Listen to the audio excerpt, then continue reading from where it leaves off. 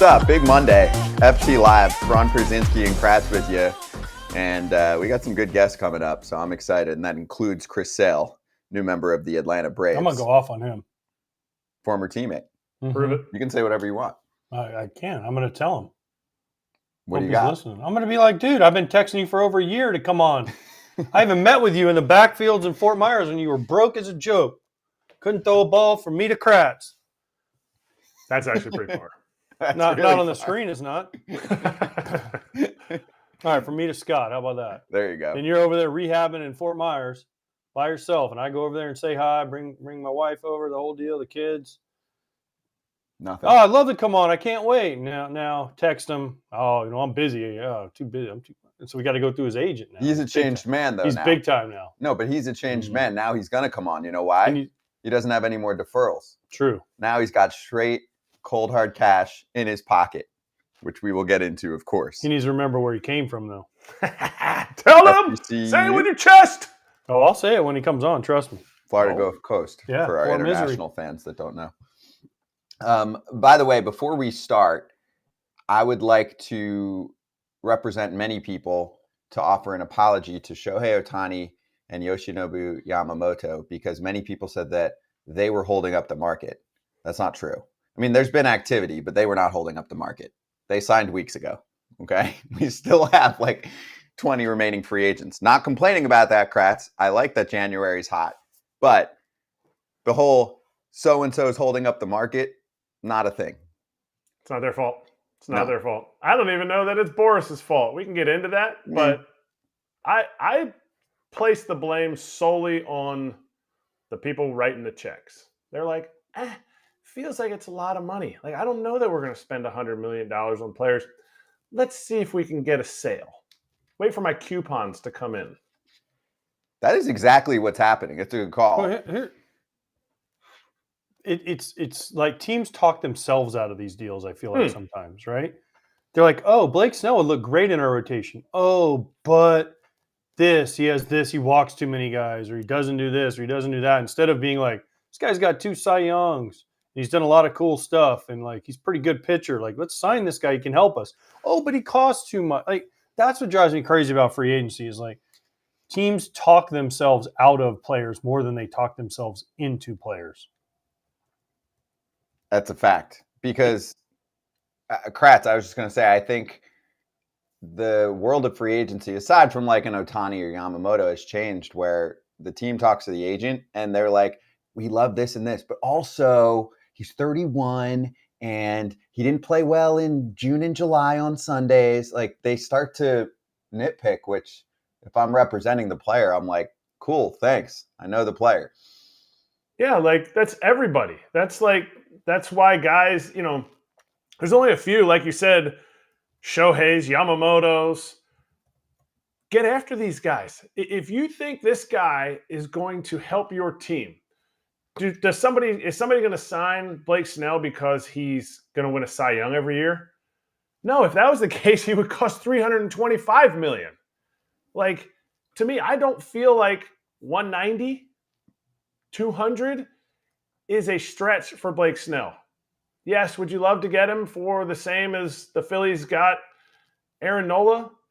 Yeah, but you know what? You had a chance at Aaron Nola. You missed it.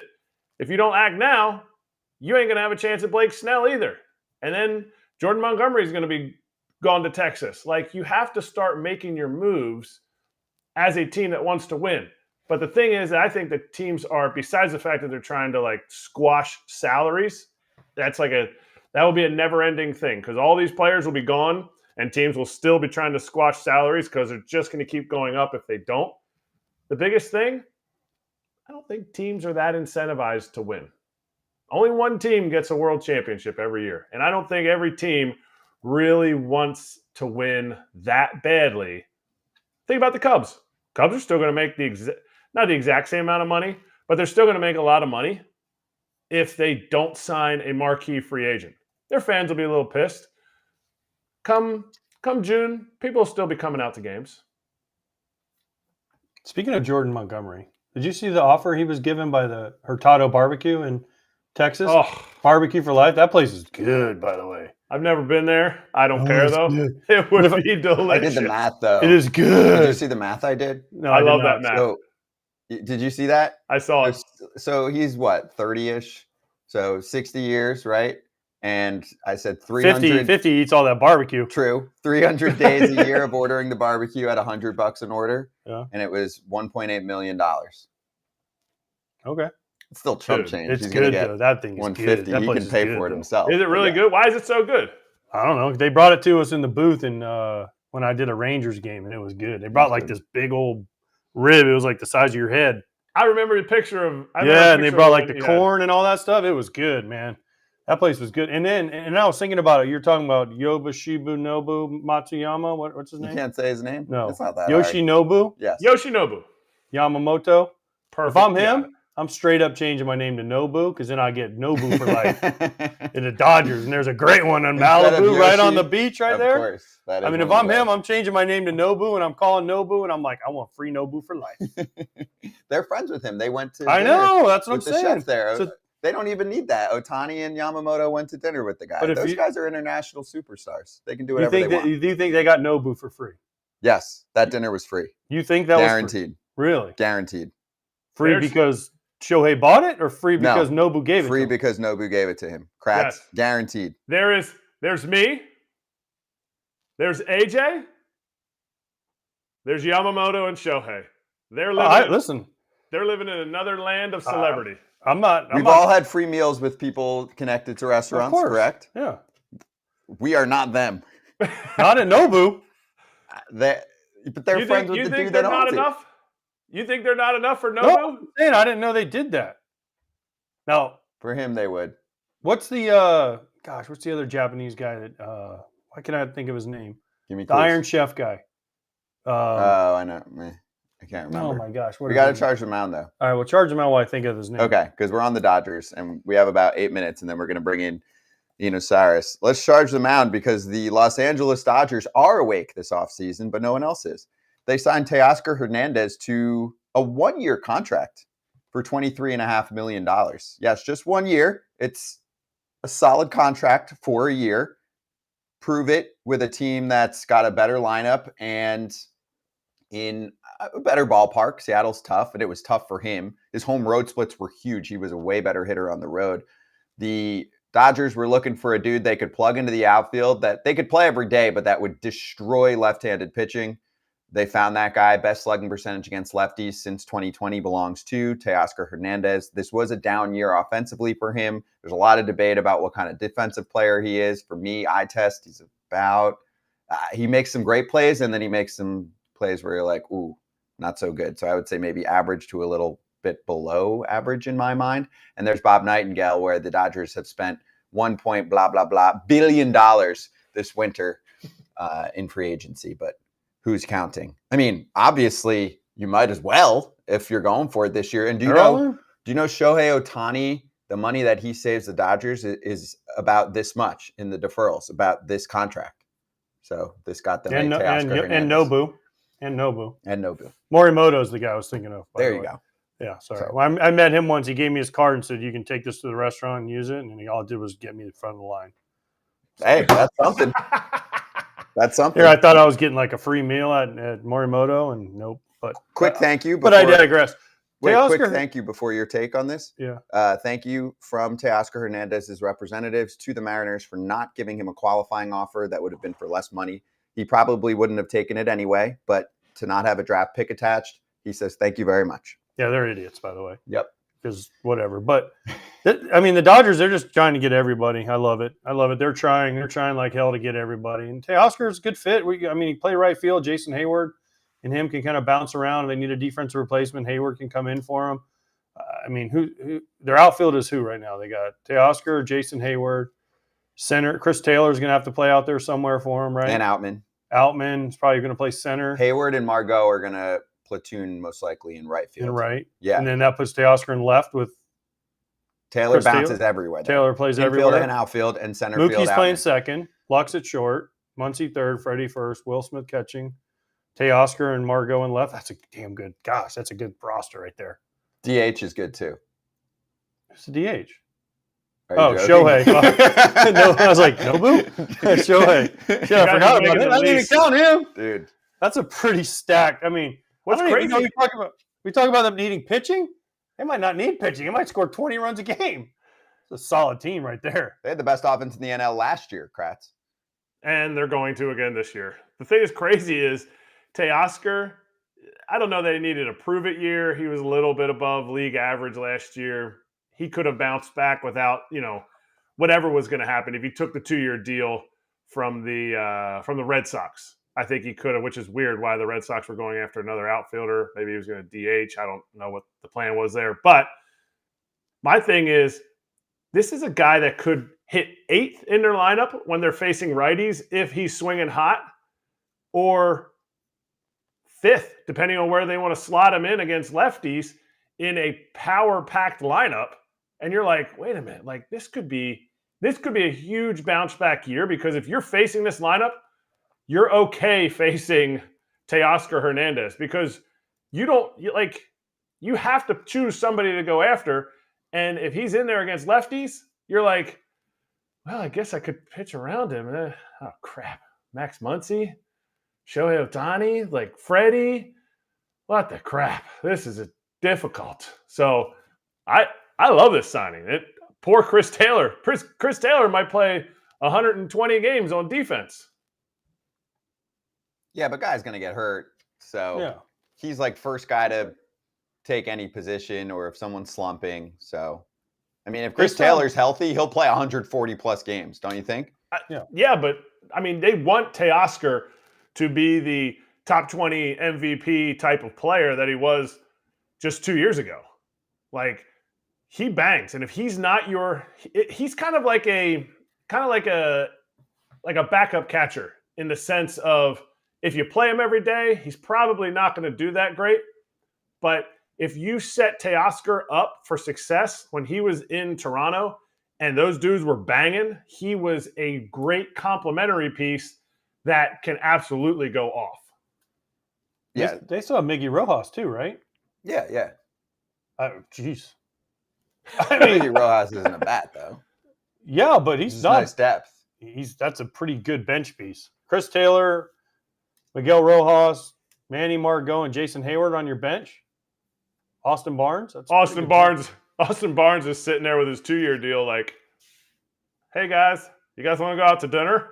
You know who I like? Miguel Vargas, who didn't have a great rookie year. Where's he going? He's going to be in AAA or traded, dude. He's not going to make the team. Where's he going to play? He's just a good player to have. Dude, by the way, can we just get back to, you know what? He went into spring training with a broken finger and he didn't swing. Oh, he's still what the in fuck that are we story? doing? He went like yeah, and he 50, walked. And people were walking him. and the story was out. I know. Like, what was it? Pitcher's like, man, I might be the guy he swings at. Who cares if he hits a home run?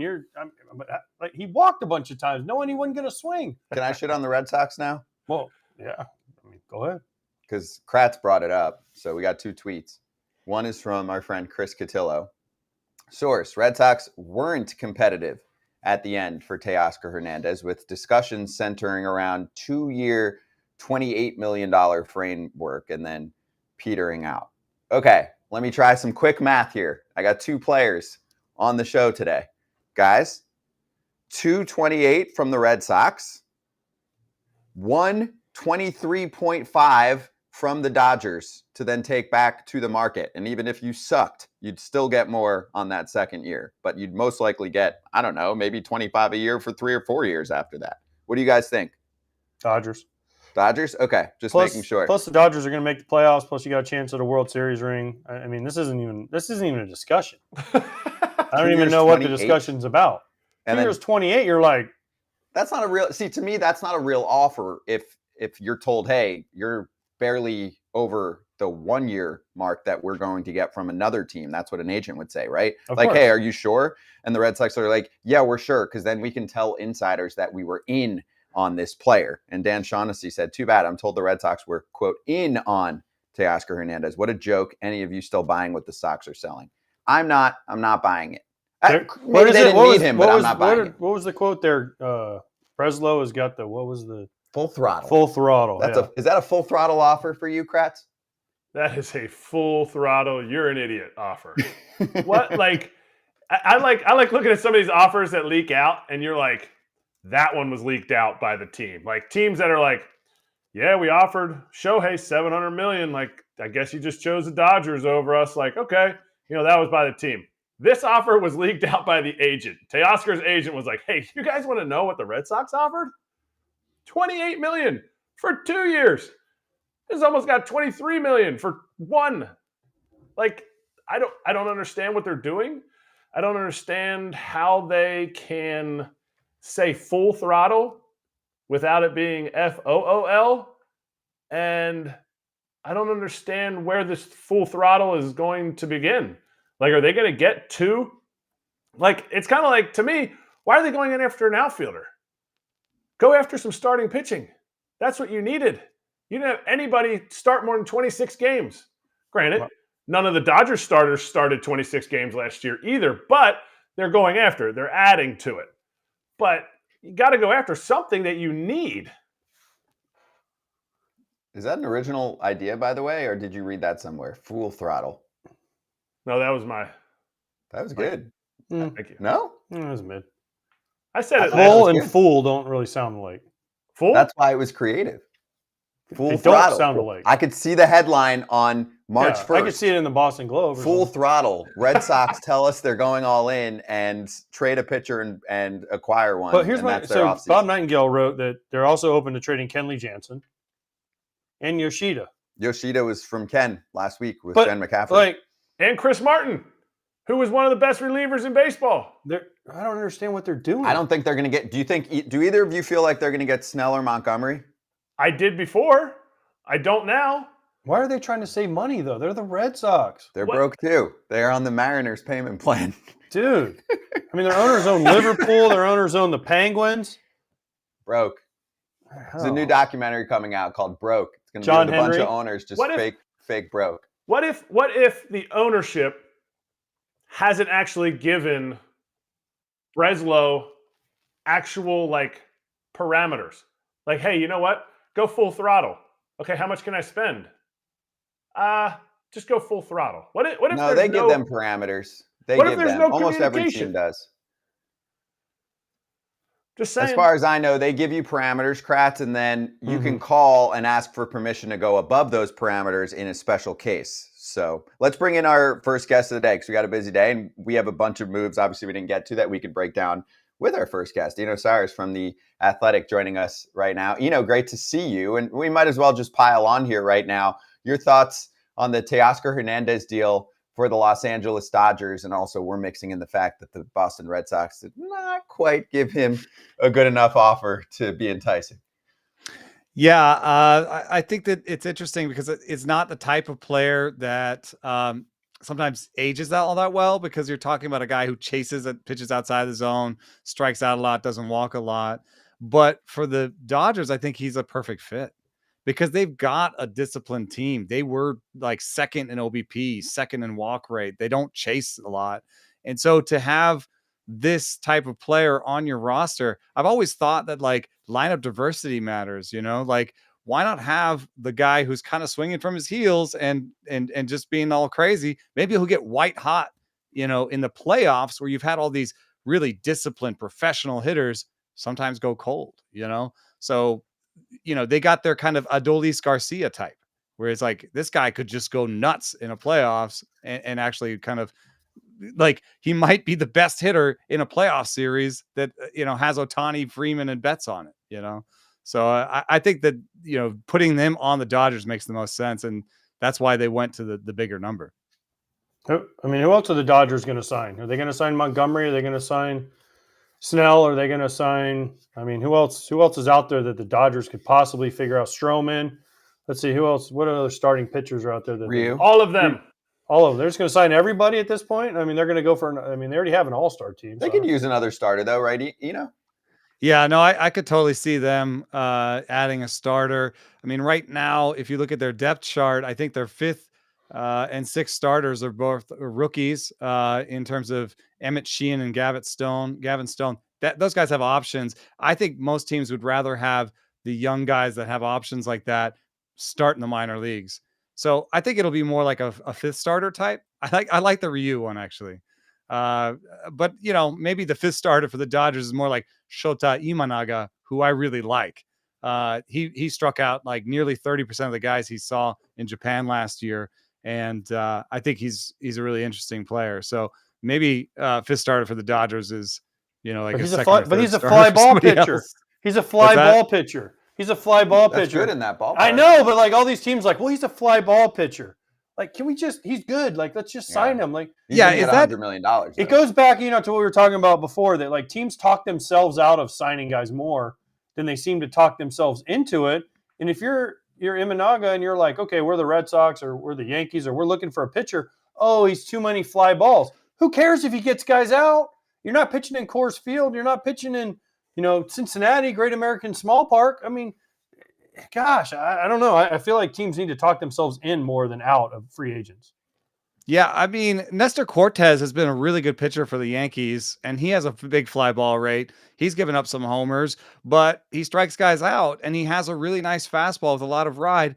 That's what Imanaga brings to the table. He would actually, I was just looking at this, he would have the most ride of any fastball in the big leagues the day he gets there.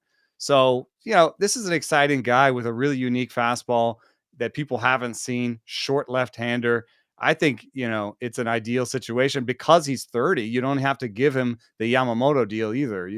It'll be, I think, less than 100 million or around there. So I think that he's maybe one of the best. I mean, it's obviously Snell is the best, but Imanaga versus Montgomery, like, I don't know, man. If Montgomery's going to get $50 million more, I might take Imanaga myself. But who has the best stuff? If you're looking at, like, you said Snell's the best, so that eliminated that question, who you think is the best.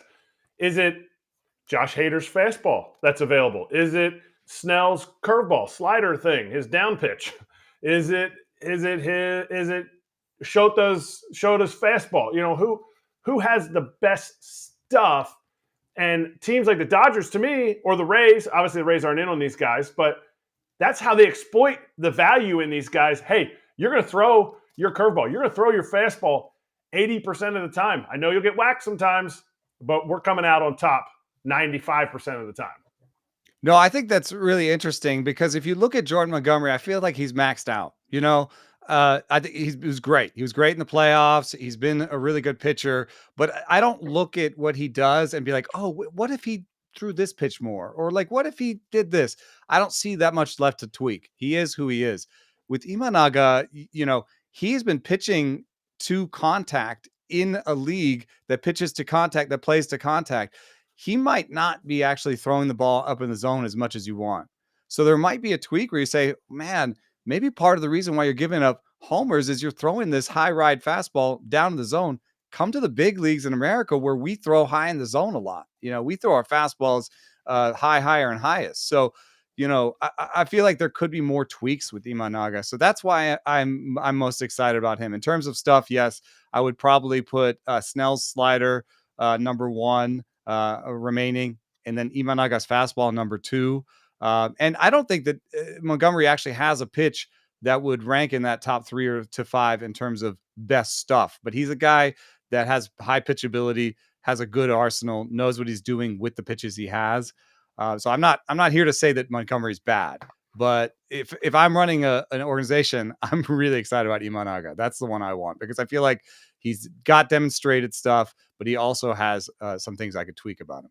So you're not paying for starts. You're not paying Aaron Nola because he makes every start since 2017, or Jordan Montgomery. Well, I don't mind the Nola deal, but I do think that especially with veteran pitchers, what you've seen is a lot of these teams are getting injured guys. You get Tyler Glass now. You do a trade for Chris Sale. There's a lot of teams that are okay with getting injury guys, and I think the thing is, the injury list is a free place to stash somebody. Like, if you have a veteran who's either really good or injured and you can put them on your injury list and get a roster spot, I feel like that makes more sense sometimes than a young pitcher where you don't know if he's really good and, you don't know where to stash him, in the 40-man roster, in terms of like, what you do with him. He's not necessarily going to be injured right away. So if you're wondering about why teams are okay with doing this like low innings, high risk injury guys, I think it has something to do with how the injury list works, how the roster works.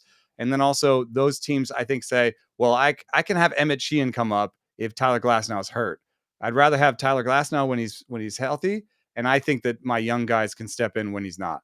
So there's a sort of a two-pronged answer to why teams feel like, I can take the lower innings guy. That's a great point. And we're talking to Chris L after we chat with you. And I mean, if you look at Atlanta, there's another example for you where you're trying to find a loophole in a game that is struggling to find consistent innings. Well, use up your IL spot. I think that makes a ton of sense for teams, especially that can afford it. So let me take you to the richest team in baseball, not acting like that this offseason, but I'm not knocking them at all. They've spent plenty of money in the past. It just doesn't seem like they're going for it. I'm talking about the Mets. So they added Bader last week. They've added Tyrone Taylor and Adrian Hauser, and now they add Sean Manaea, who some people are pretty high on based on some of the changes he made last season and adding the sweeper. What are your thoughts on Manaea and the Mets offseason? The only thing that's confusing to me, is, they're not really going for it this coming season. They were like kind of Yamamoto or a bust. So it seems like they're preparing themselves for 2025, no? Yeah, I think there's a little bit of treading water happening in New York here in terms of the Mets. I think they want to maybe keep a spot open for Juan Soto.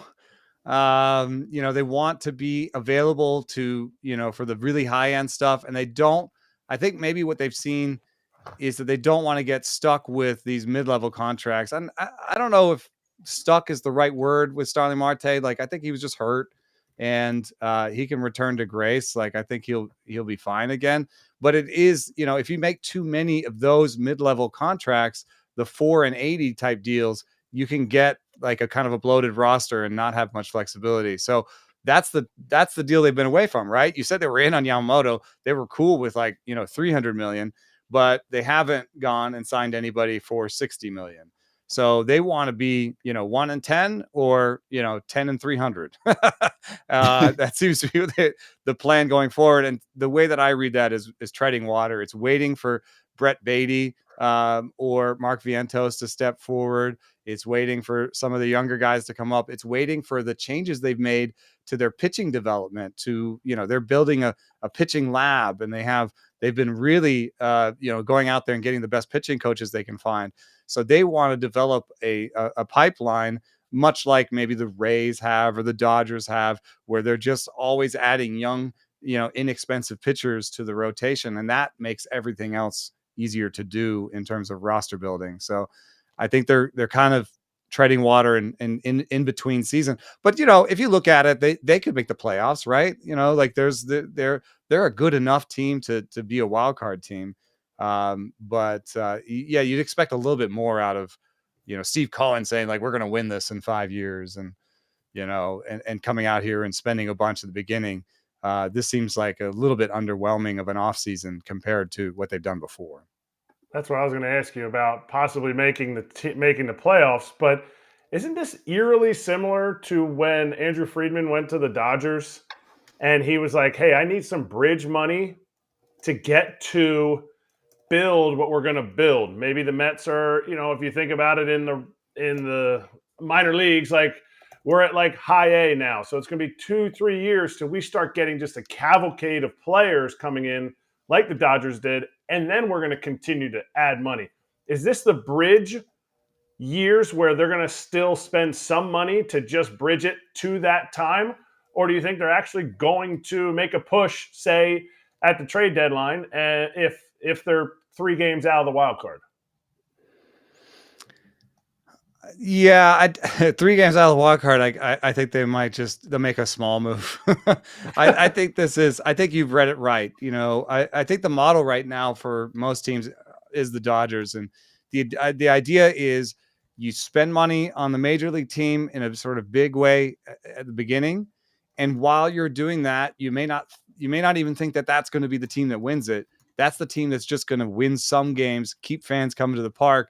And what you're really doing is under the hood. You're really trying to improve your player development process.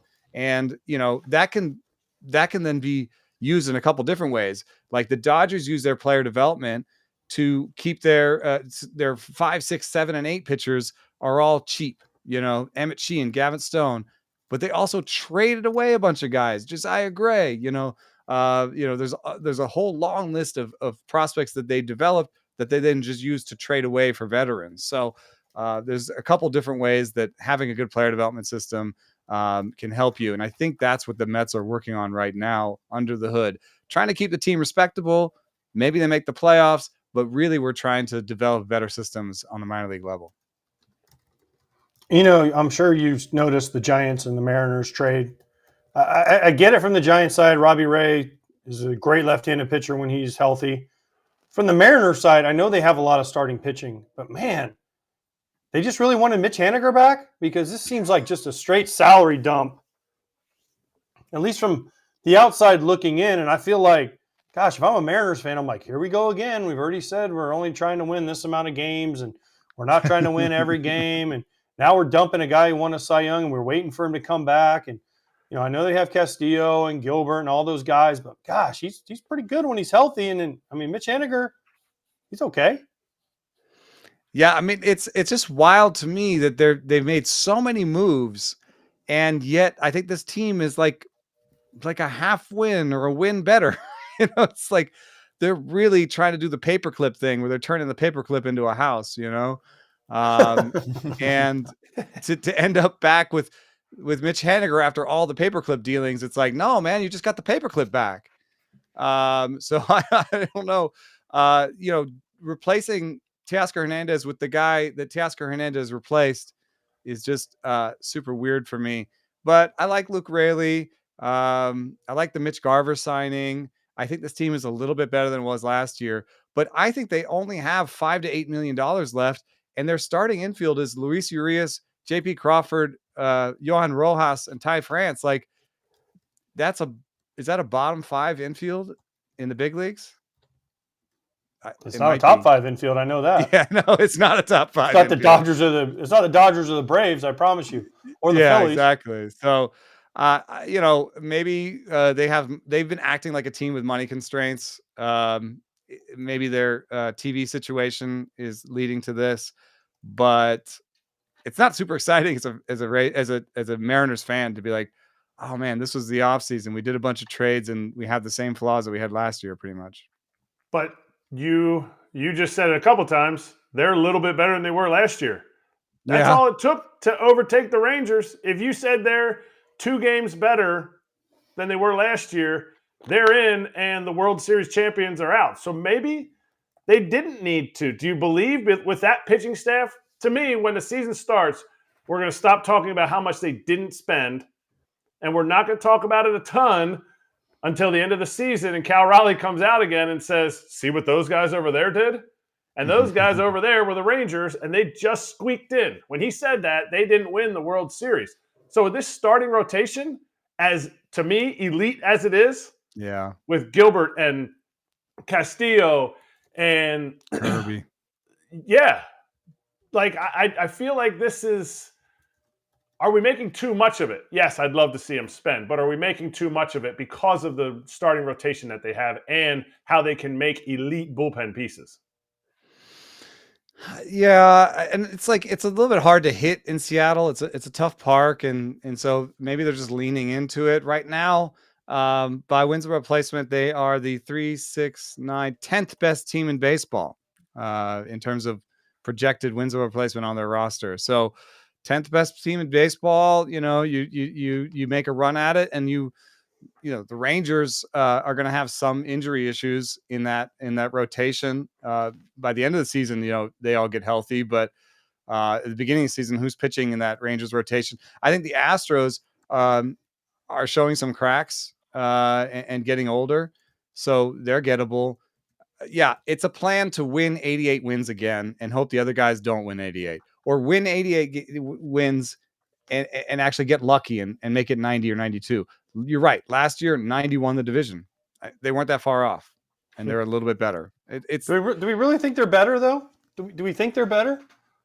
Honestly, do you really think they're better than where they were last year? Like 56%? Like they went from 54 to 54.2%? Trolls. I mean, that's how I think of it. Like they're barely better. I mean, like Rayleigh is probably I mean, better they weren't than okay. So Rayleigh's better than Julio wasn't Kelnick very right good. now. Is No, Rayleigh better Julio than was Kelnick good. right now? Julio wasn't good at the beginning though, and then Yeah, he but then he he was got great. hotter and shit for about 2 months, He had a Yeah. good year. and then he kind of fell off at the end a little bit. But Haniger's Ty not France as didn't good have a as very good Teoscar. year. They lost Teoscar. They got Yeah. Mitch Garver for their DH. Traded okay. away Gino, who They got rid actually of was Gino, a who big was clubhouse guy huge too. in the club, and he would run into a 25 to 30. Yeah, I was every gonna say year. 29 pumps. Yeah. No, I'd say yeah, they're about but- the same as last year, actually. I agree. Okay, so they're short. So that's and they Short. traded away, but they were traded away. I know Robbie Ray didn't pitch last year, but Yeah. they traded away a guy they were kind of counting on to come in and be another starter for them. I If don't one or think they two of their were. young starters goes down, they are screwed. Yeah. Well, that's why they got the Scafani back. But yeah, Right. I don't think that the next group, Emerson Hancock, Darren McCon, that those guys, they're not as good as the last group. This is the culmination of their best group of minor leaguers. So this should be the time. This is the time for them. That's why it's frustrating as a fan, right? Because there's like, hey, like couldn't you have, like, what about Matt Chapman? Even Matt Chapman would make this team better. They should have traded for Juan Soto. You know, the thing that I think everyone's so They should have signed Ohtani. I'm very plugged in. It's $2 million a year to sign Ohtani. I don't get it. I'm very plugged in. You know, I'm an insomniac. I watch a ton of games. I love Dave Sims on the call. This team is going to have the same-ish, basically the same. I mean, some people are saying a little less, about the same payroll as last year, which was a disappointment for them even last year that their payroll was at that mark. It's Seattle. It's top 10 attendance. Like, they are doing well on many fronts.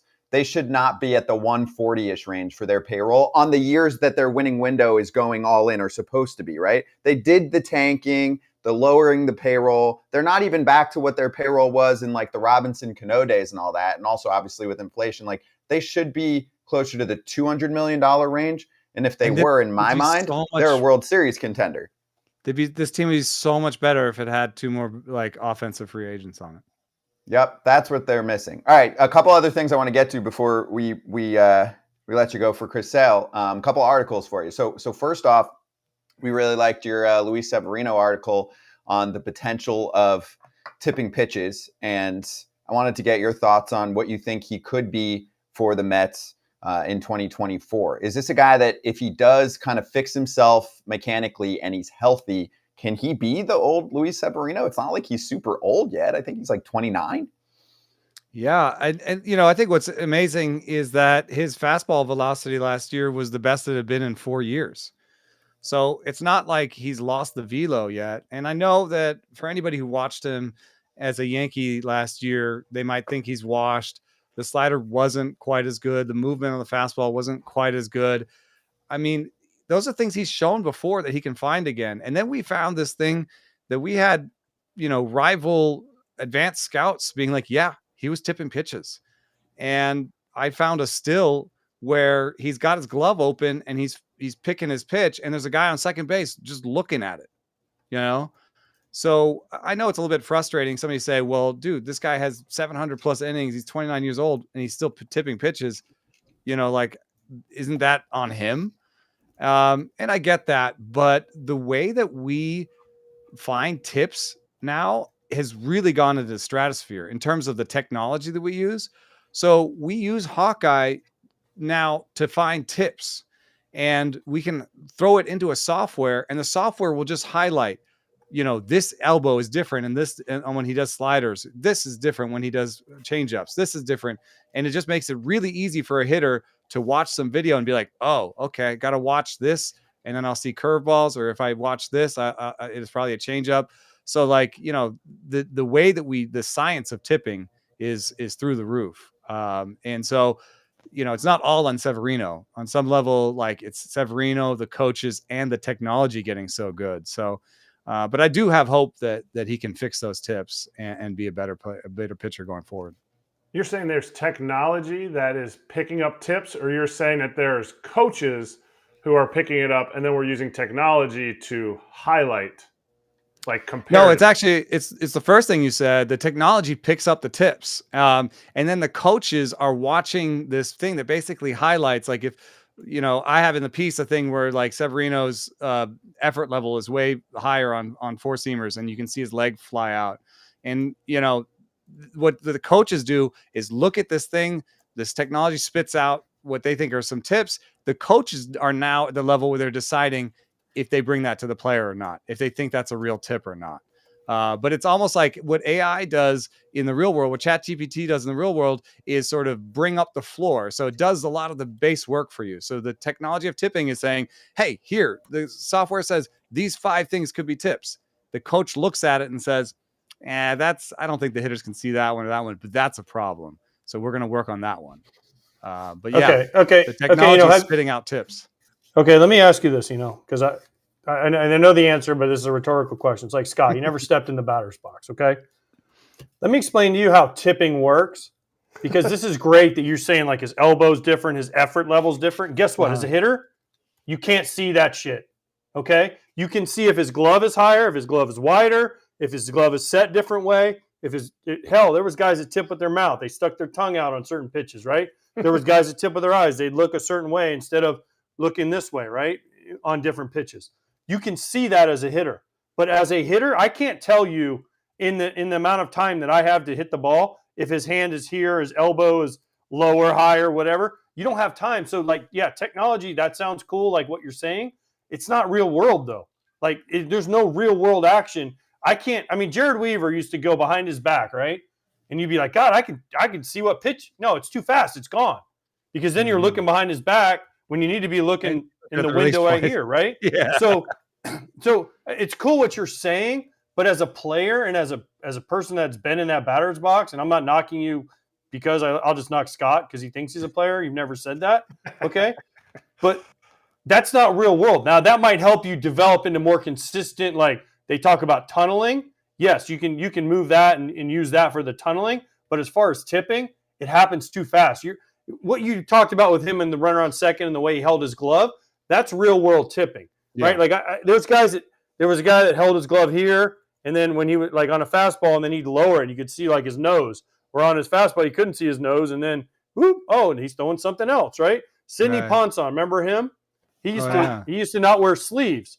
He would hold it down by his waist, and if you would see his forearm muscles wiggle, he was throwing an off-speed pitch, right? But if his forearm stayed still, it was a fastball. Like things like that. Edwin Jackson, we traded for him. In the windup, he'd go over his head, fastball, and on breaking ball, he'd stop right here, right? Things like that stuff you can pick up as a hitter because you have enough time to calculate it in your brain. But like where the guy's elbow is and his effort level, yeah, that looks cool on video. You ain't got no fucking chance in the batter's box. The guy's throwing 100 at you. You got 50,000 people telling you suck. It's just not real. I appreciate what you're saying, but that's just a more real world approach from a player. Well, that's why I think, the coaches look at it and then they decide what they think is actually actionable. I've even had advanced scouts be like, we're kind of going away from just using the tipping machine, using the software, because we're finding more like from what you're talking about of just like watching the game and looking for those types of tips. But I just wanted to put it out there as like, that's a thing that teams are doing now in terms of, what they're looking at. What they bring to the player, you're right, is different. And the only other thing that I'd push back on, because I totally get what you're saying. There's like a big piece of research from cricket that said that pre-release information, I know cricket's not baseball, but it's close, that pre-release information was much more important than post-release information. And so all the stuff that we're talking about, whether it be traditional tipping or differences in effort level or things that the pitcher does differently in his mechanics, you may not be able to tell me that's why you swung at that pitch, but on some level, your brain is looking at that and being like, whoa, something's different. And, like telling you something, it's not something you can tell me with your words, because hitting is, I think, just so reactive that like I asked Mookie Betts what he saw coming out of the hand. He says, I can't tell you. I don't know. I don't know. And so I think that there, like, sometimes you might actually see some of that stuff and not know why you swung at that, not know why you thought it was a fastball, but it had something to do with the way their body moved. that's the only way I'd push back. Maybe I'm wrong, but I do know that like hitting is like primal is the way I'd put it. Like you are seeing the ball and reacting, and it's milliseconds. So I totally agree with you on that. Yeah, you're reacting to what is natural. That's why the four-seam fastball that rides more gets swung and missed at, because your mind knows that that ball is going to drop the natural 16 inches of gravity. And if it only drops 9 inches, it's elite. If it drops 6 inches, it's Cy Young caliber. My question is, Severino, do the Mets really think like the Yankees didn't know he was tipping? Or is this just, hey, you know what, it's a one-year deal, we're going to see if it works? Or do they feel like they can unlock this? Or was what you were talking about just from another rival executive? No, they knew that the Yankees knew this. I think that it's a little bit like, hey, why not? Like in terms of like, you saw the 1-year deals, right? You got Jack Flaherty, Lance Lynn, Luis Severino. I think basically with all of them, you're saying, well, I don't trust, it enough to be like, I'm going to give you 3-4 years. This is a 1-year sort of situation. But for me, Severino has the highest upside of those 1-year deals, and I think it's partially because of the tipping and partially just, can we just get that fastball movement back to where it used to be? I like that. And he is 29. I looked it up. That's confirmed. I may not have played, but I do know how to use Google. Great having you on. Appreciate the combo. Big fan of your work. And people can check out that article on Severino and the pitch tipping if you check out Eno on The Athletic, or look him up at Eno Sarris.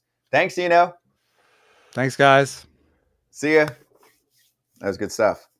I had one question. I agree, by the way. I love, I've been following him for a long time. His shit is very interesting to read on The Athletic. And in my mind, I agree of like those take a flyer guys.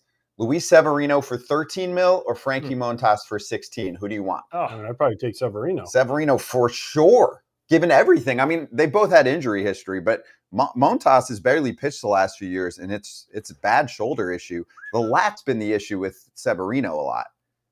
The lat and... Well, I think Severino just needs to figure out his command. His stuff is still there. He just throws too many balls right down the middle. He either misses you tip this.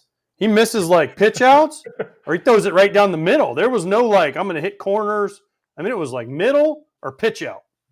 If you watch him pitch the last few years, it looked like a lack of confidence. He's like the classic change of scenery guy. I wish he would have maybe gotten out of New York and gotten to a little bit of a smaller market where he could have but he, whatever. I think teams missed out. I think if that was the going rate for guys like that, I agree. I think more teams should have been in on it. Why didn't the White Sox get him? I wanted to ask, I don't want to ruin his career. I want to ask Eno because he wrote it about different free agents that were outside of the top 40. What do you think? And I know he's my friend. I always bring him up. What do you think Gary's going to get?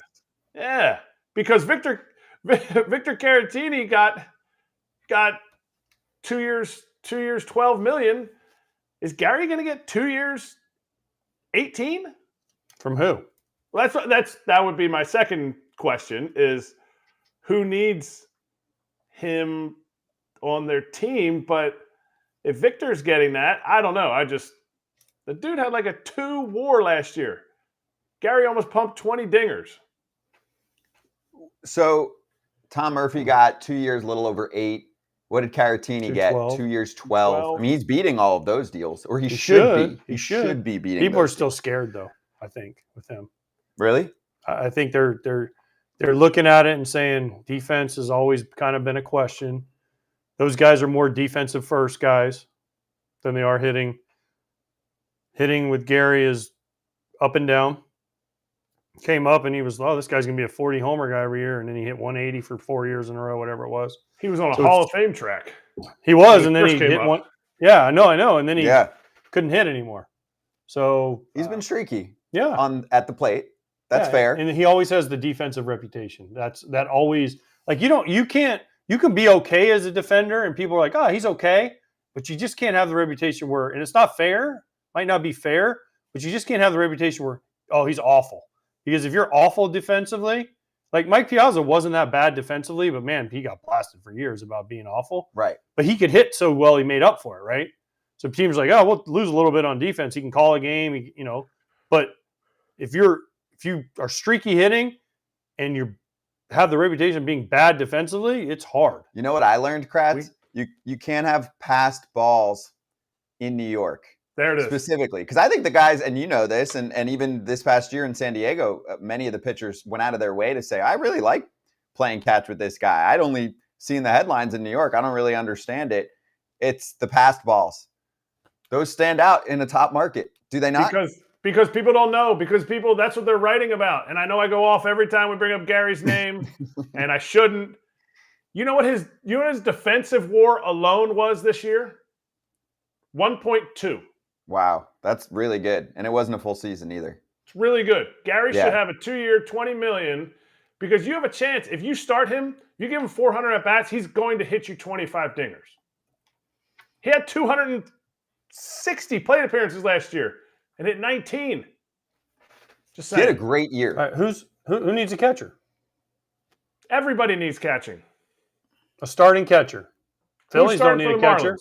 Who's starting for the Marlins? The young kid, Flores? Nick? Right. No, Nick. So, is it Nick? Nick Forte? Nick Forte. Yeah. Forte. Yeah. Okay, so. Okay, they're not signing him. Tampa Bay needs one. They ain't signing him. You don't think Gary Sanchez is an upgrade at catcher? No, I 100% do, but they're not going to. They also traded for Bethancourt, who they'll plug in there. Also, the Marlins, I'm going to hopefully get to at some point this week. They are a joke. They have done nothing. Zero. They have been waiting forever. Okay, and I have friends down there who are barely fans because they're like, they don't care about us. And I feel what they're saying right now. When is their window? We've been waiting forever. Marlins? It should be now. It They made the playoffs. They haven't done now, anything. if they had Sandy and everyone healthy, then it would definitely be now. But Sandy's going to miss a year. Do you know what they just did? They subtracted 1 billion home runs. It's called Jorge Soler. And then they're talking about trading Luzardo. Yeah, which is a crazy huge to me. He was the one guy that was healthy for him all year last year. He's going to start costing them money in arbitration. But again, let's get back to Gary. I want to know where you can find a place for a catcher. Twins? Who's catching for the Twins? I'm blanking right now. They've been looking to trade Christian Vasquez. No, Jeffers. Jeffers had a really good year. Jeffers had a really good year for him. They have Vasquez. They're not spending money on Gary Sanchez. They already had Gary Sanchez, don't forget. And they shit canned him. We can go around the league here. All right. So why don't I just do it real quick because Pirates. Sale's getting checked in. So in the AL East, he's not going to Baltimore. I mean, he's not going back to the Yankees. No. Red Sox have Connor Wong. Not going there. But you could pair those two. No. Not doing it. Not going for to 2 Toronto. years, $20 million. Not doing it Toronto. Rays would be a fit, but they're not going to do it. Why not? Because their defense, their depth chart right now is Rene Pinto, and that's their defense first catcher. I think he'd. Yeah, but I just told you he was one of the most valuable defensive catchers. Don't believe that. I'm telling you, catchers. people don't believe that. I think he'd be great. Yeah, but the Rays. I think he'd be great there too. Plus, he get revenge on the Yankees. I think do the NL East. Fit. Atlanta out. No. Washington out. Philly out. Mets out. Marlins. What about the Nationals? I mean, Keibert Ruiz. They just signed him. Keibert Ruiz is. He's real. He ain't going anywhere. Also, you got to keep in mind, I need two catchers. Like Gary can split some time. I mean, what? He has to catch 130 games? No, but his value is as a catcher. No, I understand. But I'm saying, I think if you're a first division team these days, you need two starting caliber catchers. No, I disagree. Disagree? Okay. I disagree. Because all the teams that we've mentioned so far, we've gone through a third of the league. All the teams we mentioned so far, the Rays and the Marlins don't have a starting catcher. I think Keibert Ruiz is.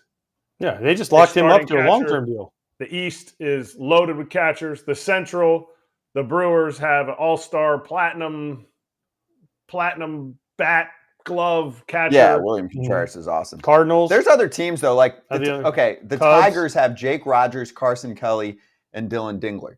Like, is Gary Sanchez better than all of them? Yes, but they're not going to sign him, you know? I think it's a travesty, but I think it's like what AJ said. It is the perception. And teams know. Like, I didn't just all of a sudden break the news. Whoa, he had a great defensive season.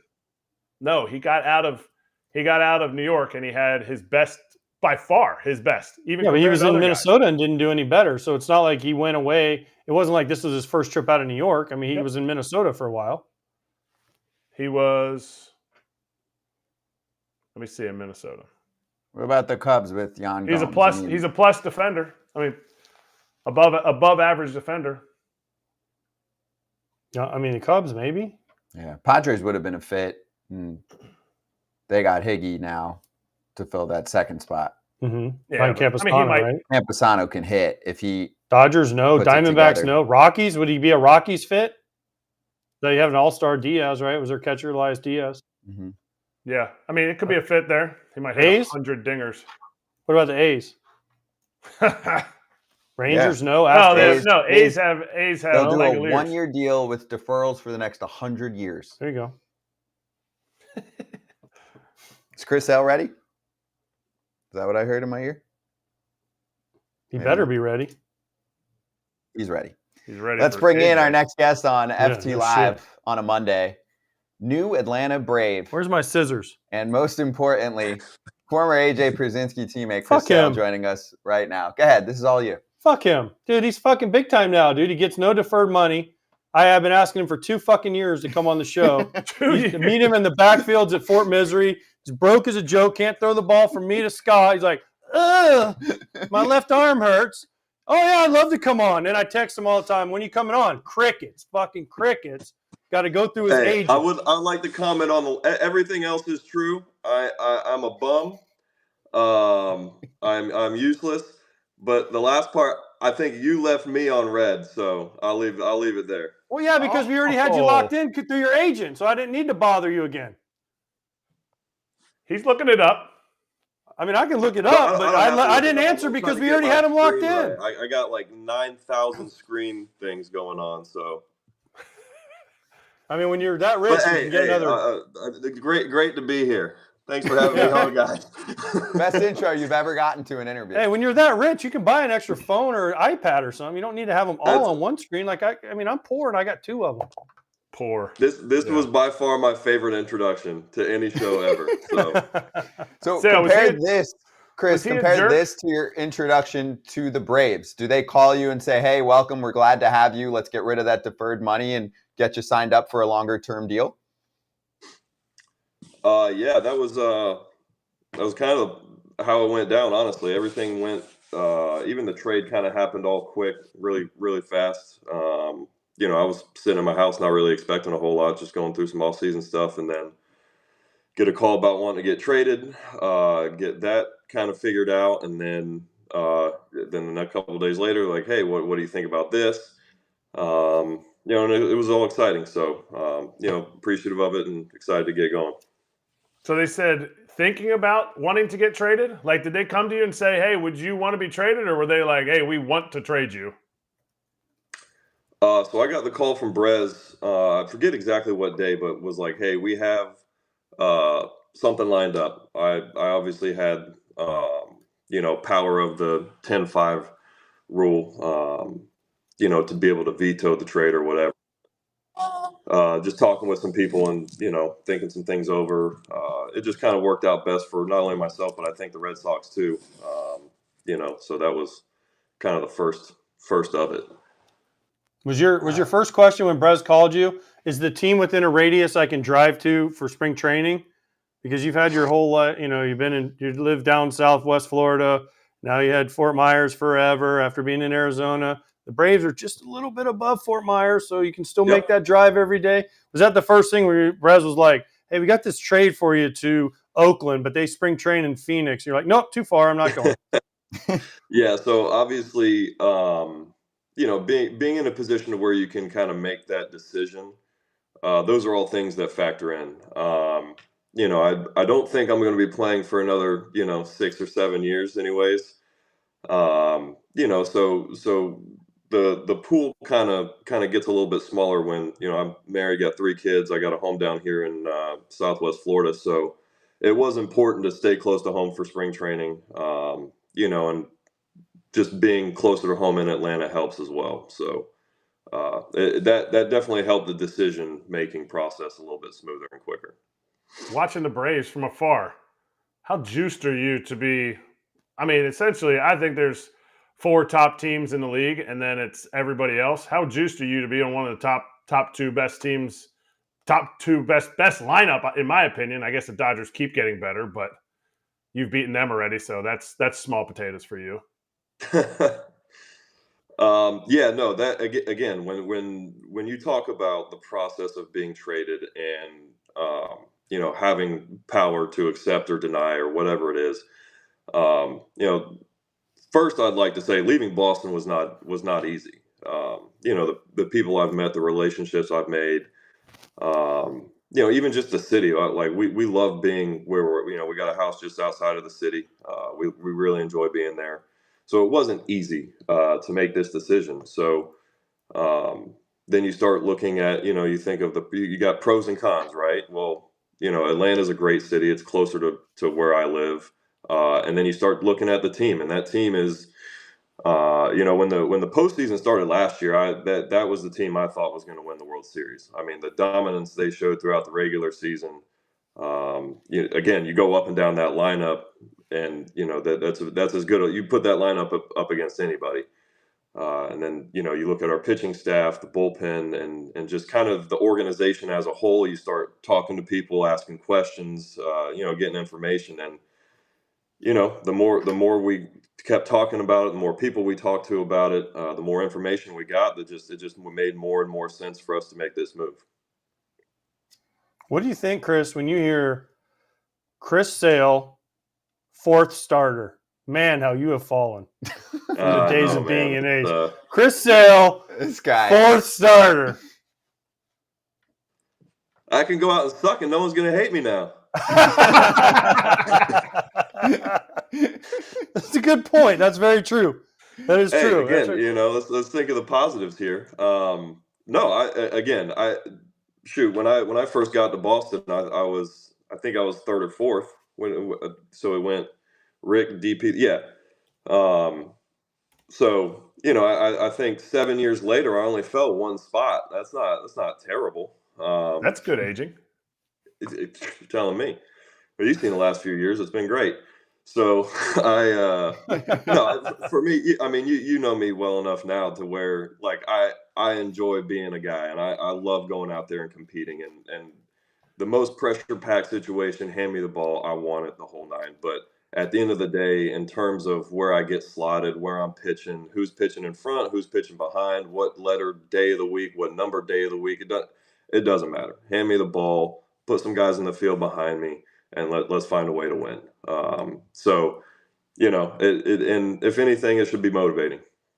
First and foremost, you're a competitor. Nobody's going to ever deny that, whether you're breaking TVs or you're striking the last guy out for the World Series. You're a competitor, and it shows. But all that's talked about in the last, 4 years, injuries, he's not kind of really pitching up to his standard.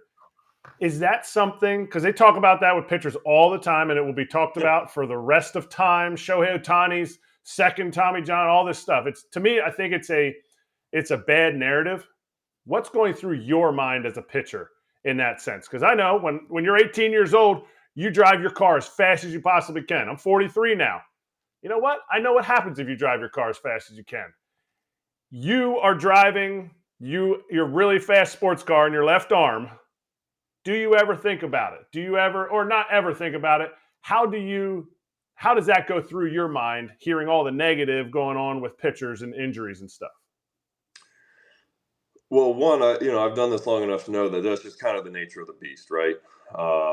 It comes with the territory, and you have to be honest with yourself. These people aren't saying this for no reason.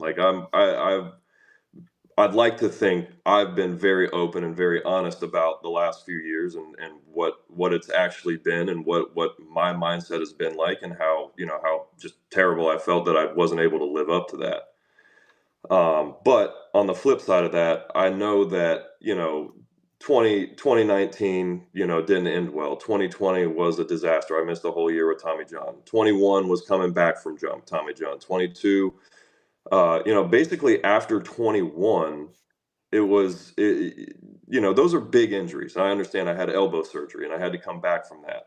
But after 21, it was just these really random ticky-tacky, just weird offset just injuries. You know, I come back in 22, or we had the lockout. I'm working out in the offseason of 22 and fracture a rib. Come back from that, make a start. Start was decent. Make my second start in the first inning of that second start. Walk off the field with the left blinker hanging off. And then the wrist injury after that. And then last year, you know, had 3 really just terrible starts at the beginning of the year, 3 or 4 terrible starts, kind of got into a groove. And then again, just kind of a weird shoulder injury that you don't see a whole lot.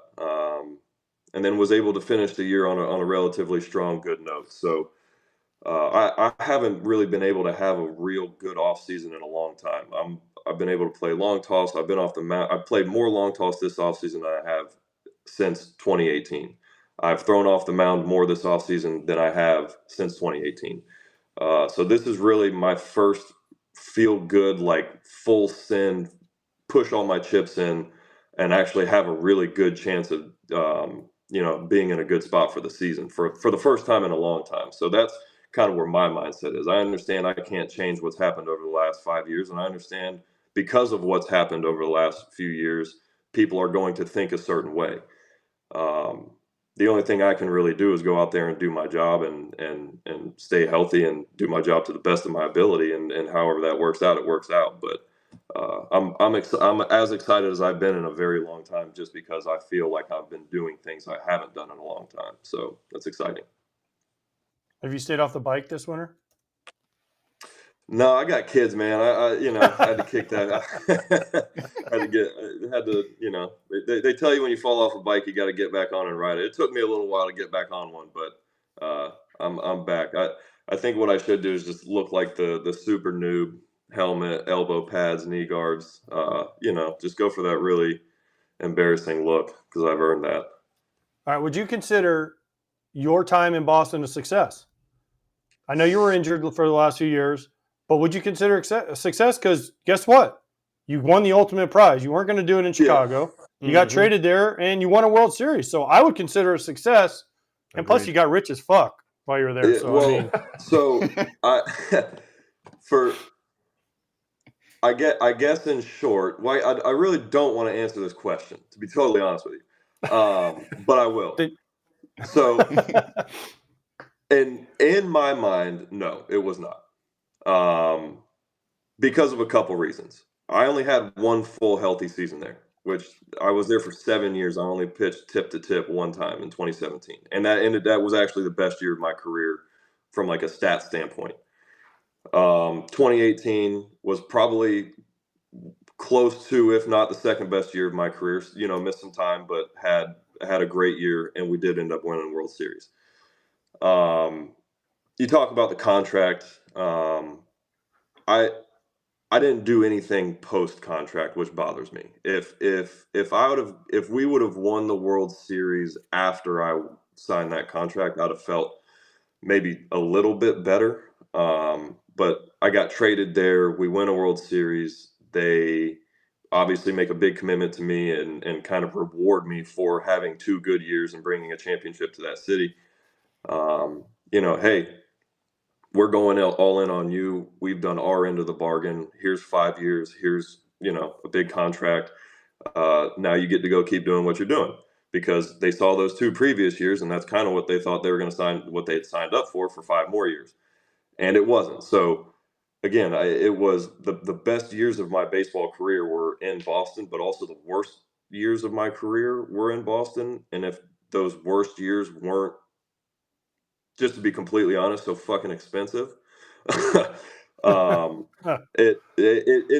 a kick, you know, it's a gut punch. It's not a fun thing that I'll be able to look back on and remember about my life and my career. But I learned a lot from it. I'd like to think, you know, you can take some good with bad and roll with the punches. So it's a mixed bag, but overall, I guess in short answer, if it was one word, I would say no. You a Hall of Famer? And if Absolutely not. And if not, could you turn it around in the next 2 years and then get another 3rd year and you play to 37, 38? No, again, the Hall of Fame critics are very, very tough, and this is even a weird thing for me to even talk about, to be completely honest. But I just think that I would have to pitch like I pitched in my prime for 5 more years and mix in a couple more either team trophies or personal trophies. Um, and I just don't think I have 5 more years left in me. I would love to play for, 3 years, maybe 4 years, something like that. But I think a lot would have, because I hold put it this way, if Mark Burley is not a Hall of Famer, I am not a Hall of Famer. He's ahead of me on that list by far, and if he's not even like relatively close, then that makes me look at myself and think I'm even farther away. So, but those are things for me. That's not why I'm here. It's cool to talk about, but again, it's like a weird thing to talk about for me. But no, short answer, no. Hey, why can't you pitch 5 more years? You're yoked. I mean, look at here. Look, we have a picture I want to show. This is 2012. So this was you in 2012. Look at you. Dude, he's filling out that shirt right now. That's what I'm saying. Not that one. So that was back when. I think I might actually still have those pants. You should. Because that was the loudmouth trip that Robbie set up. It was. That is epic. Is that Alexis Rios or is that Alex Rios? That is Rios right there. It is Alex Rios. You can see John. I think that might be John with his Walmart backpack. Probably, yeah. Just 60 million in. Rocking the JanSport. Respect that. That's John Danks, by the way. He's talking about. Oh, come on. Hey, I mean, you're Jack now, dude. I mean, he must be up to about 170. You want to know something? That the picture you're looking at right now of me, just looking sensual. I am probably 165 pounds in that picture, 170 maybe. That was what, 2012? So I was probably 170, 175. So I'm like 15 pounds heavier than that. Like 15, or you are 15? Like, let's get it straight. So I hovered during the season 185 to like 190. I got up to 197 last year, but I kind of like fighting weight to be running around 190ish, 185 to 190. So yeah, 10 to 15 pounds more than that picture. Was AJ a jerk when you first came up? Don't give me the. He was a whatever he wants. I'm not telling him what to say. He was a great, veteran. He taught me so much, and he didn't. Was he a jerk? Was he a jerk that was like salty, kind of like, look what I've done? And does he ever? No. I will say this. Yes, he was an asshole. They through and through. I admit that. I've never denied that. No, but yeah, no, he was never a guy that was look at what I've done or look at what I'm doing. I will say this. I through your career, like, talk about Hall of Famers. Like, what do you think you're a Hall of Famer or close? No, because I only got 2 votes. So if you can beat me, I got 2 votes. So if you can beat my 2, then you're better than me. Voters hate catchers. Voters hate catchers, and they also hate, catchers that are like, you have a lot of statistics where you're like top 10 all time in certain statistics. They hate that. They don't like that. No. I play every day. Well, that was going to be my defense for you. Is you can be an asshole, you can be tough, you can be a jerk, whatever you want to say. But when you're going out there every day, I think I've spent more months. I probably spent more years on the DL than you had days on it. So that was very impressive. And I remember the first time you ever went on it. I guess it's the IL now, sorry, but it was the DL then. So the first time I guess you ever went on the IL, you had a broken thumb, right? Wrist, yeah. And it was in Chicago, and you messed it up, and you're like, hey, I think I did something to my thumb. Went out and caught another inning and was like, yeah, something's definitely wrong, and ended up being like a broken thumb. We're like, how the hell did you even go back out there for that second inning? So I went out, broke my wrist, broke my right here. Wrist? Right here. Broke this bone, in your wrist right here, whatever radius, ulna, whatever one of them. Yeah. And was hitting. Got Bruce Chen, all 82 of them hit me right in the spot. Broke my wrist. Blew him up. Yeah, true story. Check swing hit me, and went caught the next inning. And Ozzy's like, "How are you?" And I go, "Well, I'm up. I can't swing a bat." And they're like, "Oh, it's just bruised." And Herm Schneider, our old trainer, Sailor knows. He's like, "Just contrast it, hot, cold, hot, cold." For like 2 days, I'm like, it's not getting any better. Maybe we should get x-rays? I don't know. They didn't give you x-rays right away? No. And then I went and got x-rays and broken bone, broken wrist. And they're like, all right, well, you're done for the year. And I'm like, whoa. This is like mid-August. I'm like, whoa, let's take a deep breath here. Second opinion. Guy's like, well, you don't need surgery, but I don't know how long. He's like, pain management. I was like, all right, fuck it. 2 weeks later. I don't think you came back and played. Oh, I played the last month with a broken wrist. Oh, hell yeah, I did. I was like, yep. Yeah. I was like, every ball I caught was like crying, like, ooh. Yeah, so were we. Yeah, I know. Exactly. I wasn't catching yours. I was chasing them. I wanted to okay, so I have to ask you 2 questions. One, I obviously saw the White Sox. They're so good now. Thoughts on Chris Getz taking over? And they're never going to trade for you. You're too expensive, so you can say whatever you want. And then second of all, do you remember your debut? Obviously you did. In Baltimore. And who did you face? The first guy I faced was Brian Roberts.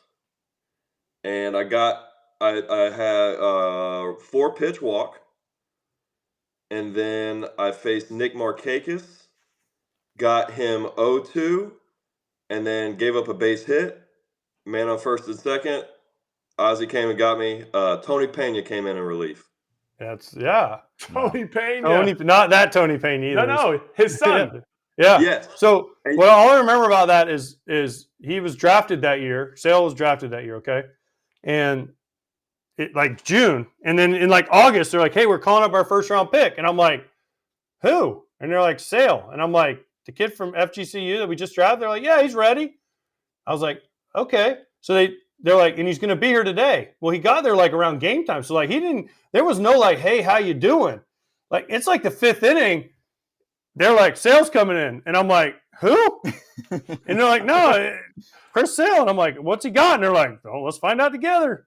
Here comes, all 130 pounds comes gang. I'm like, what do you got? He's like, fastball, slider, changeup. And I'm like, all right, let's see. And like the warm-ups were kind of all over the place as you would expect for a guy, right? And I'm like, well, fuck, what do I call? And he walked Brian Roberts on 4 pitches. I'm like, shit, now he's going to steal. And the one mistake I still regret to this day is we didn't throw Markakis a slider. If I would have known you had that slider, we could have thrown him a slider and probably punched him out. We threw all heaters. I had that slider at that time in my life. We threw all heaters. I didn't know. We threw all heaters, and Markakis got a hit, and out came Ozzy to take him out. Phone call, rookie mistake. There he is. He's back. But yeah, I never. That was the one thing I look back on his career, and I'm like, damn, if we just would have thrown a slider, he might have been an all-star closer. Let me tell you one thing. If I can look back on my career and my biggest regret is not throwing Nick Markakis a slider in my first ever appearance, we're living good. Funny story about that too, because I was the rookie and I had to carry obviously the backpack with all the goodies in it, snacks and gum and seeds and all that stuff. I had to carry the coffee pot, right? And I've never seen a coffee pot like the long cylinder one, and you know how it has like that little thing on the top that you push down and it like squirts the coffee out. Well, I didn't know that's how you got the coffee out. So my major league debut, I'm in the bullpen in Baltimore, gray uniforms on, and I put the coffee pot down. I'm like, what the hell is this lever doing? So I push the lever. Coffee is all over the front of my uniform. This is my 3rd day in the big leagues. I have yet to make an appearance. And so I'm like, I'm full panic mode. I have coffee all over the front of my jersey. So I'm like frantically wiping it off. I don't have time or enough service time to go back to the dugout to change my jersey. And so, yeah, I made my major league debut with coffee on the front, and the bullpen guys made me put some hot stuff on my body, and that was the first time I ever put that anywhere, and it was highly, highly uncomfortable. What part of your body? That's good. That part. Yeah. Yeah, we've had a few of Oh, those. and you remember how that was applied too. I think you were there in the training room. No, I didn't go in the training room. I wasn't allowed. I'm Another scared. phone call. He's popular. Yes, I wasn't allowed in the training back. room. Herm kicked me out of the training room because I went in there once and that was more than enough. Yeah, it was fun, but yeah. So that's my coffee splattered hot rub non-slider throwing major league debut. Literal cup of coffee. Yeah, he Yeah, did for okay sure. after that. He's got more than a cup of coffee now. He's got a whole Starbucks or The two. White Sox miss you too. Yes. But by the way, I mean, people forget you were our closer for a while. Yeah, I was out in the bullpen. I got a few saves under my belt. Do you remember the game? Okay, I don't know. No one knows. I don't think anyone. Do you remember the game in Seattle you're pitching? And Don Cooper, our pitching coach, comes to me and goes, "Okay, listen, we're worried about Sale's arm. He's only allowed to throw 25 sliders this game." And I go, how the fuck am I going to keep track of that? And so literally I had sunflower seeds in my back pocket. Stop. And every time we throw a slider, I would take one out. Because I was like, if I get to 25, Wow. then I can't call slider. And Seattle couldn't hit his slider to save their life. And I'm like, well, shit, we're out of sliders. What do we throw? I'm like, I'm out of sunflower seeds. What do we It's throw? such a dumb rule. As if he threw two more, it would make a difference. That was what I was it's told. Just a dumb rule. It was also the other great sales story is we're playing the Yankees, okay, and Derek Jeter's leading off. And the first two nights he hit fucking piss missiles off whoever's pitching. So he's 2 for 2. God, yes. He knows this story. And I come into the pitchers meeting, and Robin Ventura is our manager, and he goes, "Hey, first pitch slider to Derek Jeter." And I said, "You know who's pitching for us today, right?" And he goes, "Sale." And I go, "He ain't gonna do it." And he's like, "What do you mean he ain't gonna do it?" I go, "He ain't gonna do it." And he goes, "No, he'll do it. I'll tell him." I go, "You tell him because I ain't telling him." He goes, No, you got this. You got this. I said, "Okay." He goes, "Why don't you think he'll do it?" And I go, "Because he's going to think he looks like the biggest pussy in the world." And Robin's like, "Nah, just tell him I said it." I said, "Okay." So you remember I went up to you and we're doing our meeting and I was like, "Hey, by the way, I just want you to know Robin wants you to throw a slider." He's like, "Fuck that. I ain't throwing no fucking slider first pitch. I look like the biggest pussy in the world. Fuck him." And I'm like, I'm just telling you, I'm going to put down slider. You shake it, you shake it. He's like, "Okay." So first pitch, slider. Nope. Slider. Nope. And I went, and I looked over and I go, "Slider." And I went, in my head, I'm like, "Don't forget." And he throws the slider like in the dirt for a ball, right? I threw it in the left-handed batter's I mean, he threw it like so far. I remember Robin told me before that game. He goes, "If you don't throw this slider, I'm coming to get you." So I'm like, all right. So I can either throw one fastball in this entire game against the Yankees, or I can just throw a BS slider out there and then we got it out of the way and then go. But yeah, I do remember that, and I think I've only ever done it one other time, and I threw a first pitch of the game changeup to Altuve, and he flew out through the warning track. So didn't catch him off guard. Yeah, Jeter ended up getting a hit next pitch because he threw a fastball and he got a hit. It was only a single. So but then I remember, so then Kratz, you know how this goes as a catcher. Oh, so then I come back in the dugout, okay? And Robin is pissed. Like, he is pissed. I'm like, "What's the problem?" He's like, "Why?" He goes, "I know you threw a slider first pitch, but you showed me up doing it." And I'm like, "Robin, I called slider 3 times. He shook me off twice. I had to remind him you were calling it to throw it." And he's like, "Well, that's bullshit. You're showing me up." I'm like, "Hey, you should have made him do it. I tried." He's like, stormed He's the off. skipper. That's his job. I know, but have listen, that I was combo. like, Sale is not going to do that no matter what. That's why everyone thinks you're an asshole. Robin Ventura put you as the freaking bad guy. He's like, "Hey, bad cop, go ahead." Yeah. And he had Mark Parent, who was a real asshole.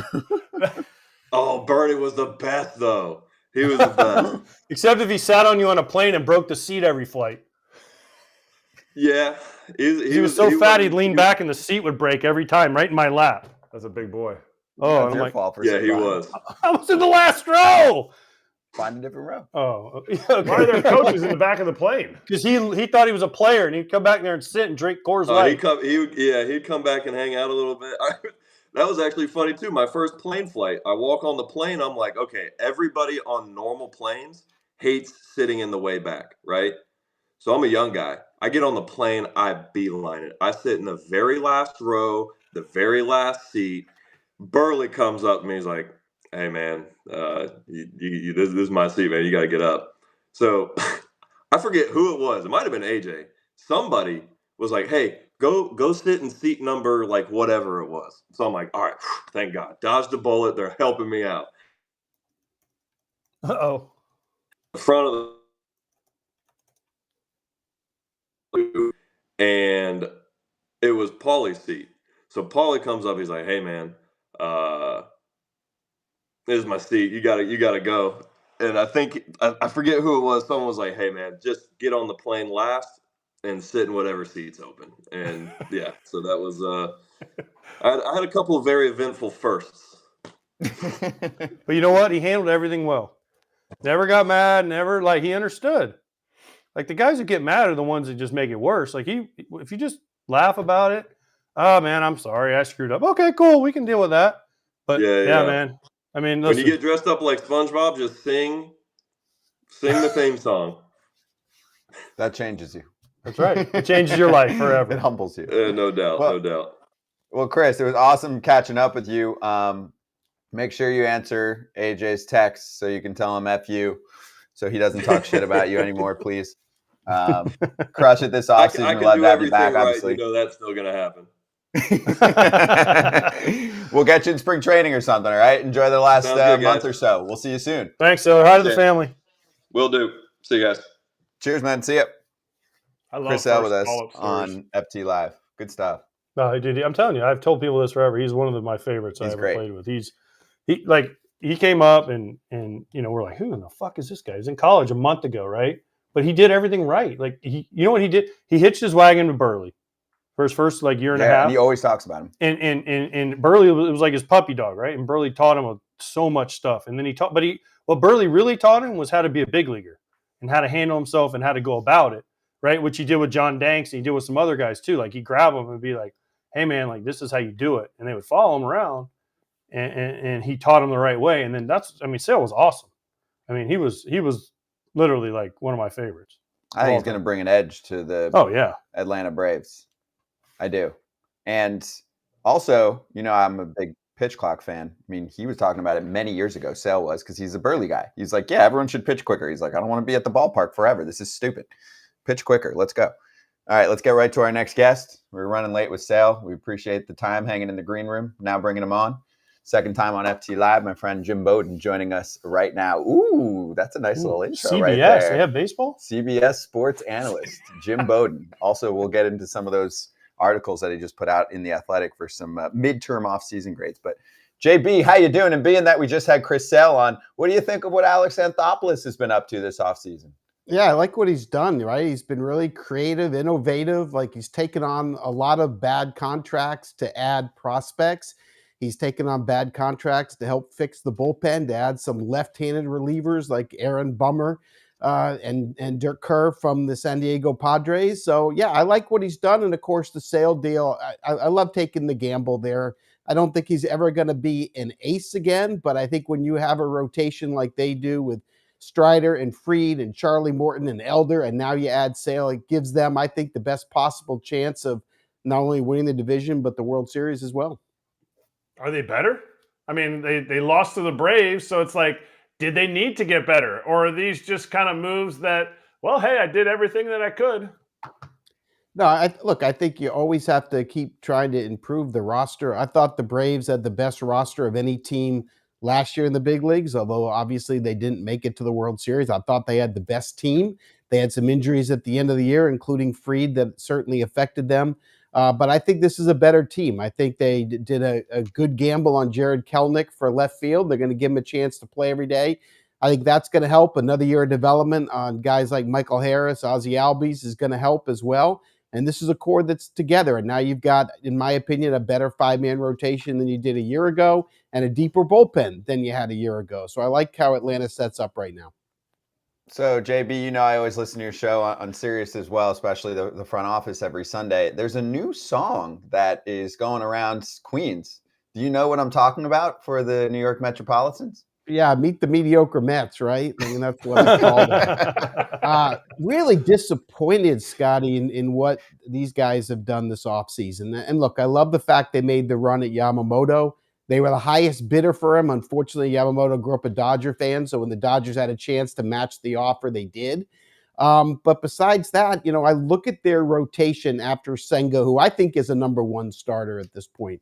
But the rest of the rotation, you've got 35-year-old Quintana, soft tossing lefty. You bring in Sean Manaea, 2 years, $28 million, another soft tossing lefty.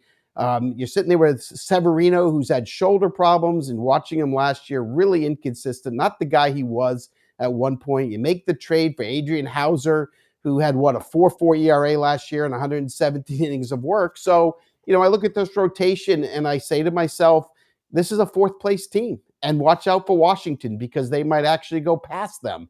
This is not a contending team for me. It's not a wild card team. It's all of a sudden an aging team, and I just don't think they've done enough in the starting rotation to be competitive this year. Wow. Okay. Understood. I mean, and they, Stevie Cohen, he's got the money to back it up. Not yet. So what should they do then? Should they trade for Dylan Cease? And before I answer the question, that hoodie you have on is just sick. People are, you see in the comments? People are chatting about it. I gotta find out the brand because that thing looks comfy and it is good color for my eyes. I like the what yeah, is I think that? for the Mets, I think for the Mets, what's going to happen here is the same thing that happened when Andrew Friedman went to the Dodgers, and he took a year to understand the organization, and he took a year really to transition from a small market GM to a big market GM.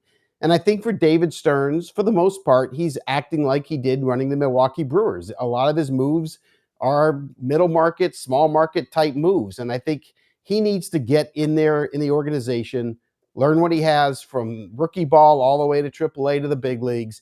And then I think he'll figure out what he needs to do from there. I think they're a year away from spending in the free agent market and doing what they have to take. Right now, they don't want to trade the prospects, and David Stearns wants to learn the prospects himself before he trades any of them in their system. So I don't see them making a deal for Dylan Cease because I don't think they're going to give up the prospects it's going to take to land him. So I think we're going to look at a season where Mets fans are going to be, once again, disappointed.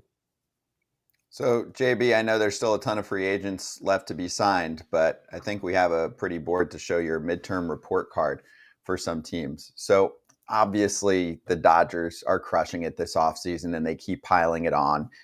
Give me something that stands out that's maybe a little more unique to your report card so far, a team that you either really like or don't like. Well, the Chicago Cubs have done nothing. I don't understand why you go out and pay $40 million for Craig Counsell, you fire David Ross, and then you do nothing. They haven't signed a single free agent. They haven't made a single trade. And I don't think, if they think that Craig Counsell is going to walk in and win with the team that David Ross didn't win with, I think they're going to be mistaken here. So I think that has been extremely disappointed.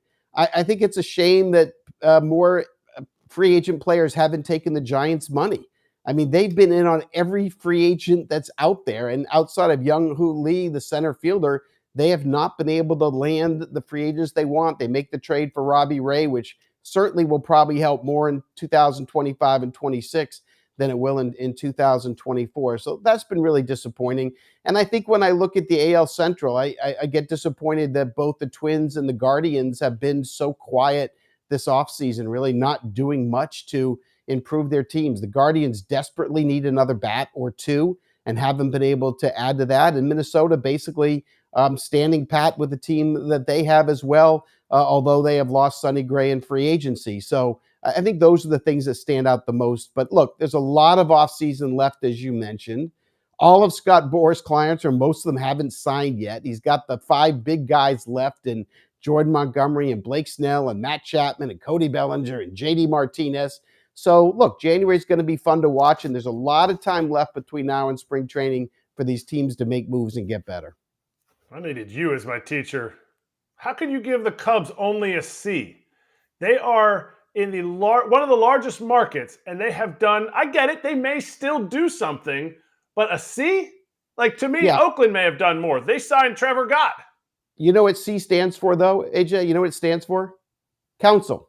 Craig Counsell. Yeah, one of the best managers in I the thought game. you were thinking going Chicago Cubbies. Yeah, they landed Counsell, so that's a good move when you get that manager. That saves a grade. The other thing they've done is they're involved and they have made significant offers to Jordan Montgomery, Cody Bellinger, Matt Chapman, and Rhys Hoskins. So they're out there. Those guys haven't signed yet, so they haven't lost out on them. So they've held their own. They got Counsell and they're making moves. So we'll see if they do anything. If they don't, by the time you get to spring training, the C will become a D when I give my final grades. There you go. I like that. Only a D if they do nothing? I know, that's a fail for me. Because Counsell's not a D. I mean, when you have one of Yeah. the best managers in the game, leadership matters. Yeah, but players matter more. Yeah, but he'll win him a few extra games. You No? think? Yeah, I mean, he's the best. He will. One of the best game managers, Definitely, I would for say. sure. Okay, so JB, I want to know if you're on the same page with me, and you just spoke to Jerry DiPoto on the radio, and I feel bad that he has to cover for ownership's decision making right now. But the Mariners are going to have about the same payroll, right? If they were a $200 million team, which is what they should be right now in terms of their payroll, they'd be contending for a World Series title. They might not even make the playoffs this year. What do you think, not just of the transactions, but of what's going on in Seattle for a fan base that has been waiting forever for a contender? And once they finally gave them one, they kind of just slipped the curtain from everyone. I think as an executive, you have to understand what opportunity window you have to win. And Seattle has a unique opportunity because of their starting pitching that if they get enough offense, they can go all the way to the World Series and win it. I mean, they have the starting pitching to do it. When you talk about Luis Castillo and Logan Gilbert and George Kirby, Bryce Miller, Brian Wu, and you're sitting there with strong defense up the middle with Crawford at shortstop and J-Rod in center field and Raleigh behind the plate. So defense up the middle, you got the starting pitching, you got a strong bullpen as well. You got to improve the offense, and that's something that I don't think they've done. I think it's unfortunate that ownership is not giving Jerry DiPoto and Justin Hollinger, the GM, they're not giving them the funds to go out there and add some bats, because I think if they just spent like 20 to 30 million more, they could put themselves right in the conversation with the Texas Rangers and Houston Astros in the West. I think Jerry's done a good job of getting future exposure, financial exposure off the books, being able to dump Evan White and Marco Gonzalez a lot of their money. The next 2 years of Robbie Ray after this year, he was able to get that off the books. So I think ownership should be pleased that, Jerry got that money off. At the same time, this is your window to win. This is when you can afford to keep this rotation that you have. Things will change 3 years from now. If they want to win, they should be going for it right now, in my opinion. Cannot agree more. More teams need to go for it and Yep. try. But looking at your grades here, former White Sox, obviously, you gave them a B.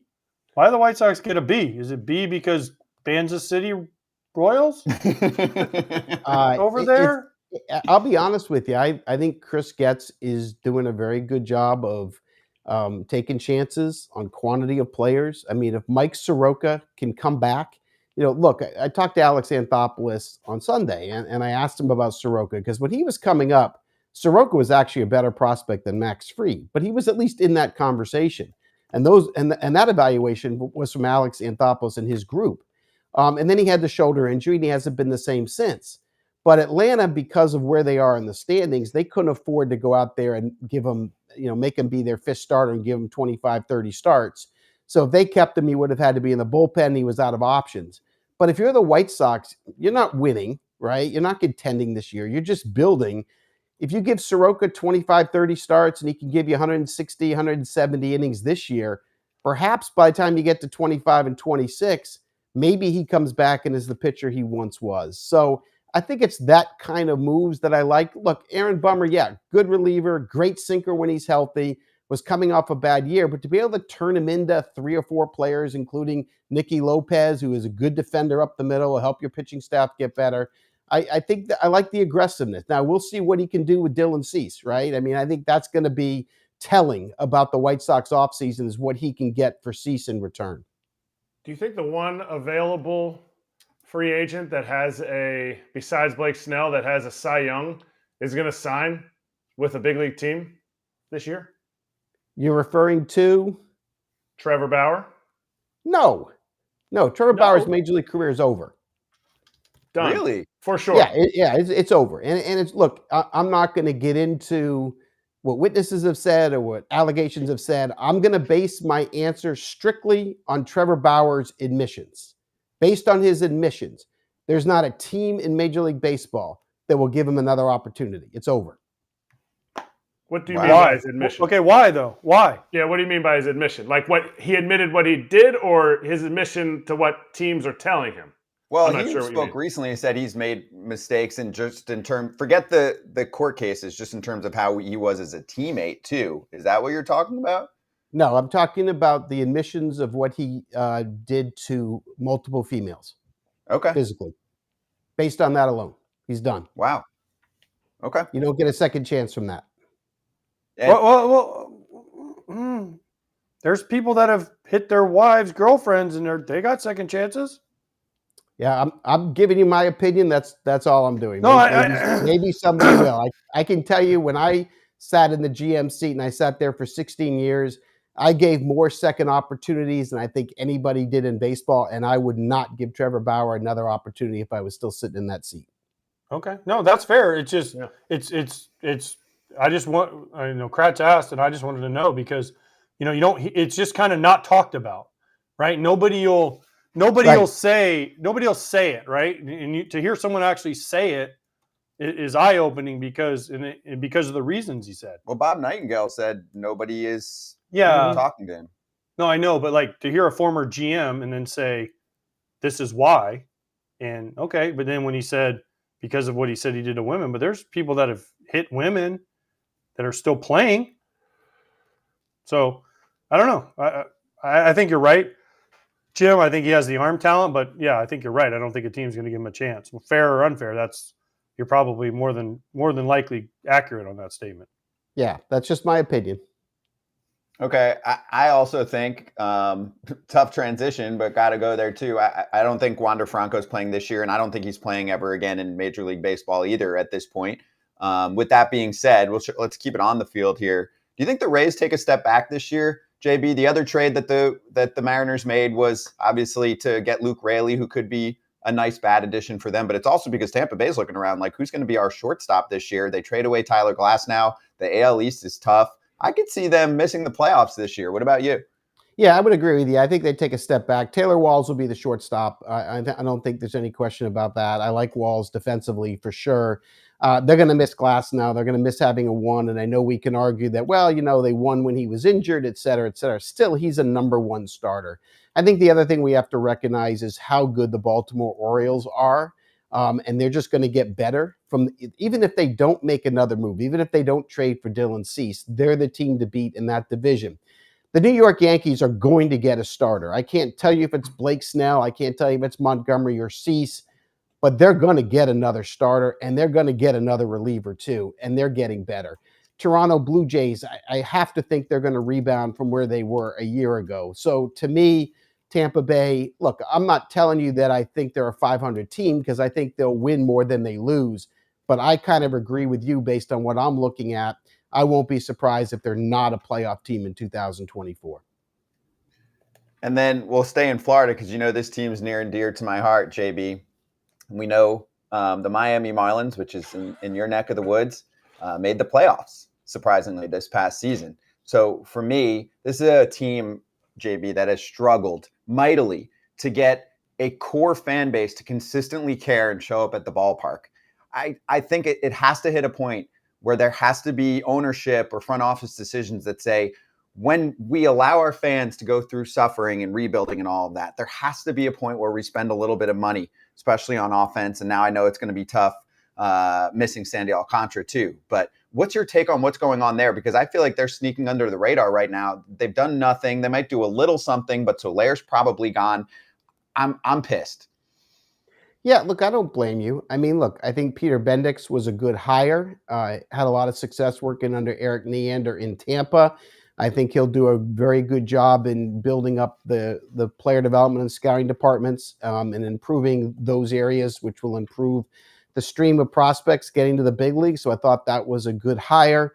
But I hated the way they treated Kim Yang on the way out. I mean, she had done a very good job in the GM role. And all you have to do is look at the Jesus Luzardo trade and a few of the moves that she made, put the organization into the playoffs. And then at the end of the year, basically the owner came and told her that he was going to hire someone above her, that he disagreed with her philosophy, gave her a minimal raise. And of course, she then departed. And again, you saw Derek Jeter, he left as well because you have an owner that doesn't want Bruce Sherman, who doesn't want to spend any money. So you're in a difficult situation. Now, the interesting part is they have a great young manager in Skip Schumacher. They've got a starting rotation that's going to allow them to be competitive. And to your point, Scott, you add a couple of bats in the middle, you got a team that can at least contend for a wild card spot, a team that at least could win 88, 89, 90 games or something in that area. So it's disappointing they don't add the pieces. Then you have the rookie GM now in Peter Bendix, which means kind of like David Stearns with the Mets. A lot of times when you hire a guy in the offseason like that, it takes time to get acclimated to your organization. And before you feel comfortable in making some trades of players in your system, you want to see them first yourself. So again, I'm hoping that Peter's able to make significant moves between now and maybe the trade deadline in July.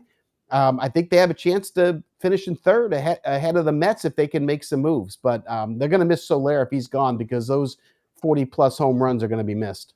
JB, quick follow-up, because we haven't spoken to you since that happened, and I was very vocal about it. I was very vocal about it at the time when the job was landed by Kim Yang, right? And she's the first female general manager in sports, and it was covered everywhere. Every news outlet that doesn't even touch sports in the past. Were you surprised at how little coverage the story got on the reverse here, when in my mind she was essentially let go based on what their strategy was to hire someone above her after doing a stand-up job to bring this team to playoff contention? Like, I didn't see the story covered almost anywhere. Yeah, I didn't see it covered either. But they didn't really cover when Derek Jeter left either, right? True. I mean, just go, okay, he left because Bruce Sherman didn't live up to the promises. And so then when Kim Yang left, it's like, yeah, well, Jeter left and she left, so it's the owner. And so what are we going to cover? So I don't know why it wasn't covered more, but obviously it was a very sad story because she should have certainly at the very least been taken care of and shown a little bit more respect than she was, especially because of the bottom line job that she and her administration had done. As a GM, this is strictly from your experience as a GM or other experiences that you've talked to guys. Do you get an exact directive from ownership? Hey, you can only spend $100 million this offseason over the next 4 seasons. Do you get a directive? Hey, we're only spending $20 million on this season, or you got to cut $10 million, or is it a ask and see what happens kind of thing? Yeah, so every owner is different and every ownership involvement is different, So in my 16 years sitting there, I had owners who literally were involved in every single transaction where I could not make a transaction that wasn't approved. I can tell you for the most part, every team has a budget that we set out for this particular year and the next 4 years. So you look at a 5-year budget and you kind of plan out based on your roster and arbitration years and projections of what everyone's going to make over those 5 years. And they give you basically a set number to work with. A lot of times owners can adjust that number at the trade deadline if you have a chance to win, or vice versa. But yeah, there's a general idea there. But the involvement of owners in most organizations is a lot more than the fans think. GMs basically represent the owners as agents, and they're paid to take the hit a lot of times. Your job is to make sure that the owner doesn't get the blame. You get the blame. You take it. You take the hit a lot of times. So, that's all part of the job. I talked to one GM at the winter meetings who said there was many times he wanted to resign. He said, but now you get paid so much to do this now. It's just enough to stay in the job and to continue to take the hit. So again, it depends on ownership. There are some organizations that have great owners that hire baseball people and say, do the job. We'll give you the freedom within this budget. But a lot of times in this day and age, owners are more involved than people think on a regular daily basis. Yeah, that's why we try to cover it. I mean, we make sure it's a big part of our coverage because owners run the whole operation here. And with there being no floor or cap. I mean, they're a bigger deal than in any other sport. So it matters. JB, great to see you. Appreciate the time. Great to have you back on. Looking great. And enjoy the rest of the week. All right. Happy New Year, guys. Happy New Year. Wait, he never told us what kind of hoodie that was. Oh yeah, AJ wants to know. Can we get a name, or is it only I don't know. I guess one? it's something called Dior or something. I don't know. What's that? Is that like a name brand? Something on Amazon, I think. Oh, look at him. Big flex. Big flex by JB before he goes off. Right, I love it. let's go. I love it. Big flex. More of that spice on CBS Sports HQ. You can catch JB on there multiple times a week. Their MLB analyst / insider and friend of the show. Good stuff. Good question there. Velvet too. Congrats. That's beautiful. What is that? Velvet? Cashmere. Scott Cashmere. Yeah, you like that? I said that in the chat. Yeah, we were talking about the Mets, so it played. Exactly, it played. He's great. He's great. That was awesome. All right, ready for a little BetMGM action? Let's look back at the team of the minute, the Seattle Mariners. On basically opening day, they were plus 1,800 to win the World Series. Remember, they were stumbling for a while last season. And you go to July 10th, they're plus 5,000. There's probably some people that were looking, including me, going, imagine if this team does something at the trade deadline. Well, they did. They traded away their closer. And they didn't make the playoffs. Sorry, that's the team I choose to pick on right now. I'm going to keep going after them, and I'd like to make it clear I am going after a specific group of people, and it is ownership. I'm not going after the front office. I actually give credit. I think Jerry DePoto has been pretty crafty this offseason to try and mix and match. It's very difficult when you're given essentially the same payroll for a young team with some guys hitting arbitration, so they're going to cost more, and your ownership says, cool, your expectations are up here, your payroll's down here. Good luck. You were on the Mariners. I think like September. That was September 10th. They were 5,000. I think September 11th, Julio absolutely carried this team. Talking about July. Huh? Not what September, I say, September? July. July 11th. Yep. And that's when he went ham. After the All-Star break, he went crazy. Yeah, and that is the intriguing part of this team. We're just talking about the team. Scott's crushing the ownership, rightly so. Like this is I think, AJ, you had said it months ago. The closer to the ball that you are, the more you get paid. Catching, shortstop, center field. You have three guys that I think are perennial all-stars and a guy in Julio who is an MVP candidate every year. So you have what every team that breaks everything down and hopes for out of their 5 prospects. They have those 3 guys. And then they have 3 legit starting, to me, all-star caliber pitchers from their system. So you don't have to add a huge piece. You just have to add something that makes a difference. And ownership needs to see that because they're just going to be mired in their 54% for the next 10 years. Not to be funny about their 54%, but this is the time to go. Like be 60%. And then in a few years from now, when all these guys are gone and you don't sign extensions to them, then be 48% then. But hey, you gave it your shot. That is actually really good math. That is exactly what fans want. That ownership doesn't realize. Instead of saying, "Oh, we'll stay in this range where some years we'll make it, some years we won't," freaking push your chips in, and fans don't care after that for a few years if you suck. That has been proven. If you try to win and then you say we're going to tank for a couple of years, we'll be like, well, they tried. Yes. Okay, we accept a couple years of down. Fans accept that. But by the way, I found the hoodie that he was wearing. Only Scott can afford it. Me and my private jets. Mm-hmm. An ex-GM for 16 years can afford it. I loved how at the end he went. Mm-hmm. JB's cool. I love JB. I worked with him at Sirius for years. He's a great dude. And he is locked in. Scott, it was my birthday a couple weeks ago. You should have bought this hoodie for me for my birthday. Yeah, I'm going to go to Canal Street in New York City. Do you know what Canal Street is? I know what Canal Street is. They make everything. It's way cheaper there. You can afford this. Hey, speaking of being able to afford things, there is a lucrative opportunity. You have a chance. BetMGM sportsbook account holders who create an entry in our BetMGM $1 Million Playoff Football Challenge have an opportunity to win a share of $1 million in bonus bets if you predict the 3 playoff football questions correctly out of the eligible users. Each entry period has 3 questions. You can check those questions out. If you log in or visit BetMGM.com, go to the promotions tab on your BetMGM sportsbook account and access the $1 Million Playoff Football Challenge. Compete and submit the football challenge entry. 1 entry per customer permitted per entry period. Gambling problem or concern? Call 1-800-GAMBLER. Ooh, that was a loaded show today.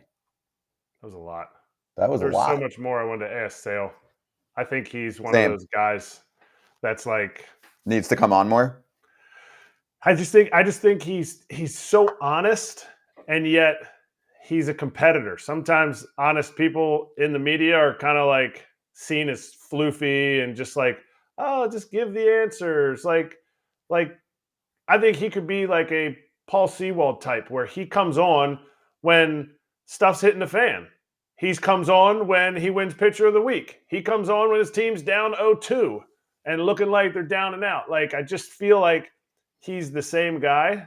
And I love the fact that he gives AJ a little bit of a sticker.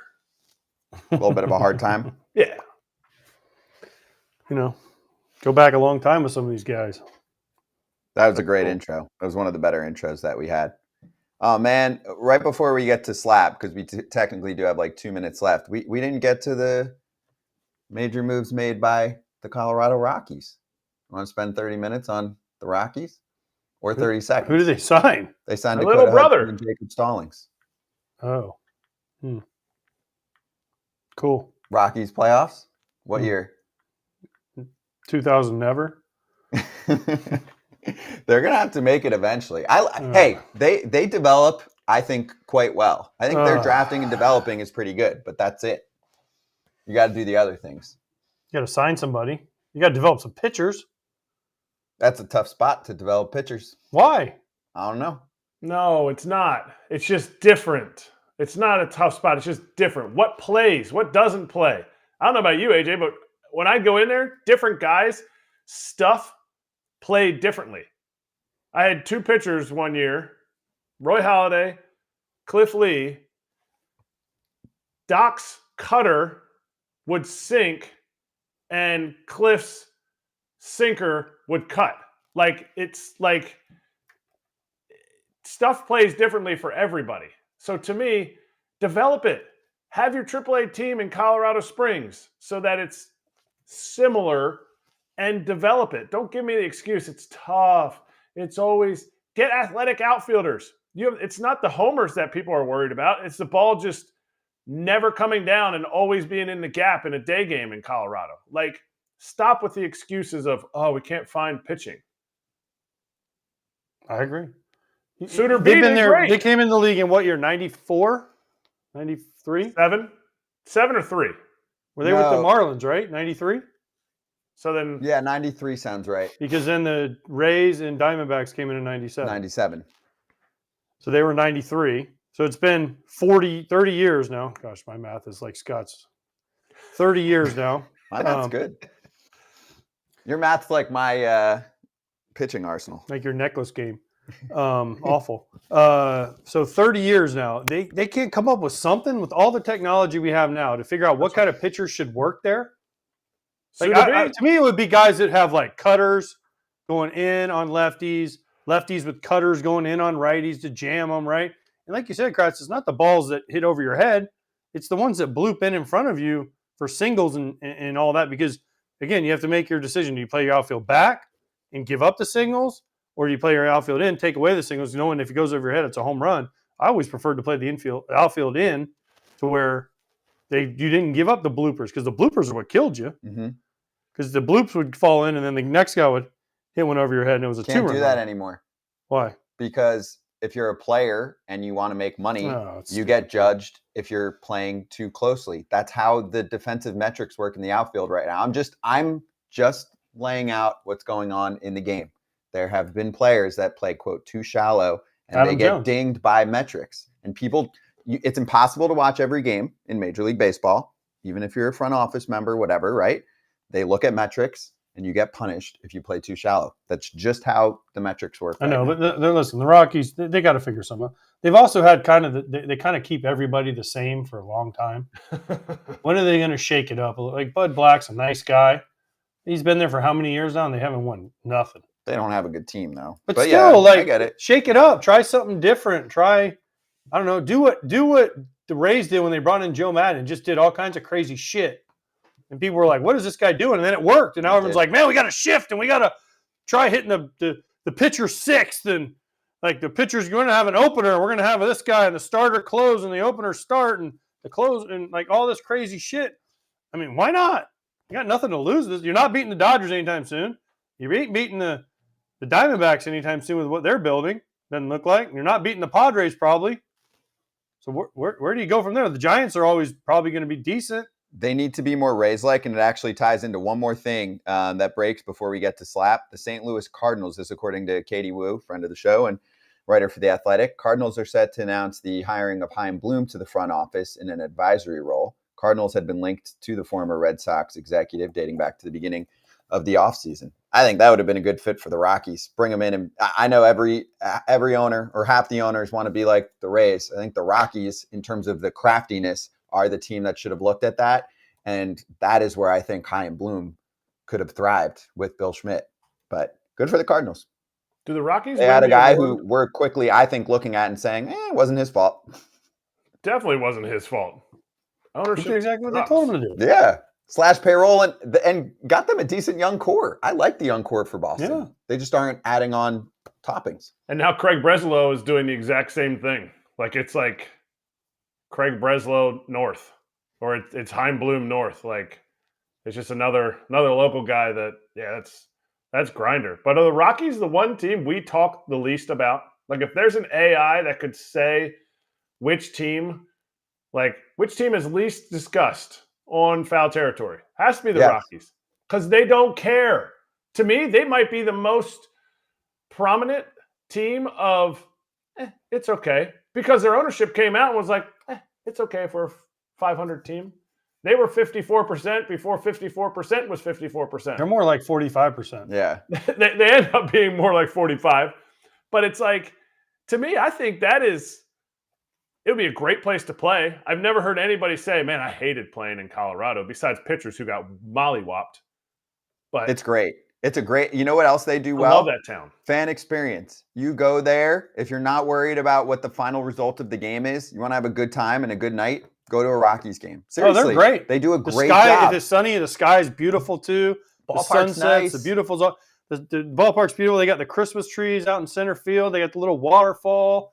They got good breweries there. Food's good. Employees. I mean, obviously, I'm going off what I've been there. They got Everyone's Dinger. Really nice. Like they are running a great operation besides the wins and losses. I'm serious. It's fun. Dinger. It's one of the better mascot names. Dinger. It's a great one. And he's a Triceratops too, just for I don't know why. I didn't know that. There's a lot of dinosaurs in Colorado. There might have been. No, they're actually a pretty young team. Let's slap.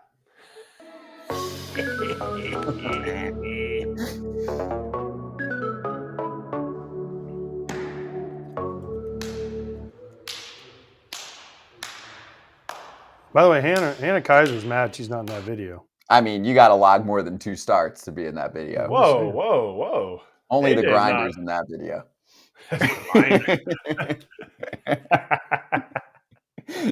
So wait, Todd's a grinder? See, Scott, you can't be using the word grinder and just throwing it out there. Especially when you weren't a grinder. That's not true at all. Scott's a grinder. Yeah. Scott's a grinder. I am a grinder. And being part of the executive committee on grinders, Scott's a grinder. And being part of the executive committee on grinders and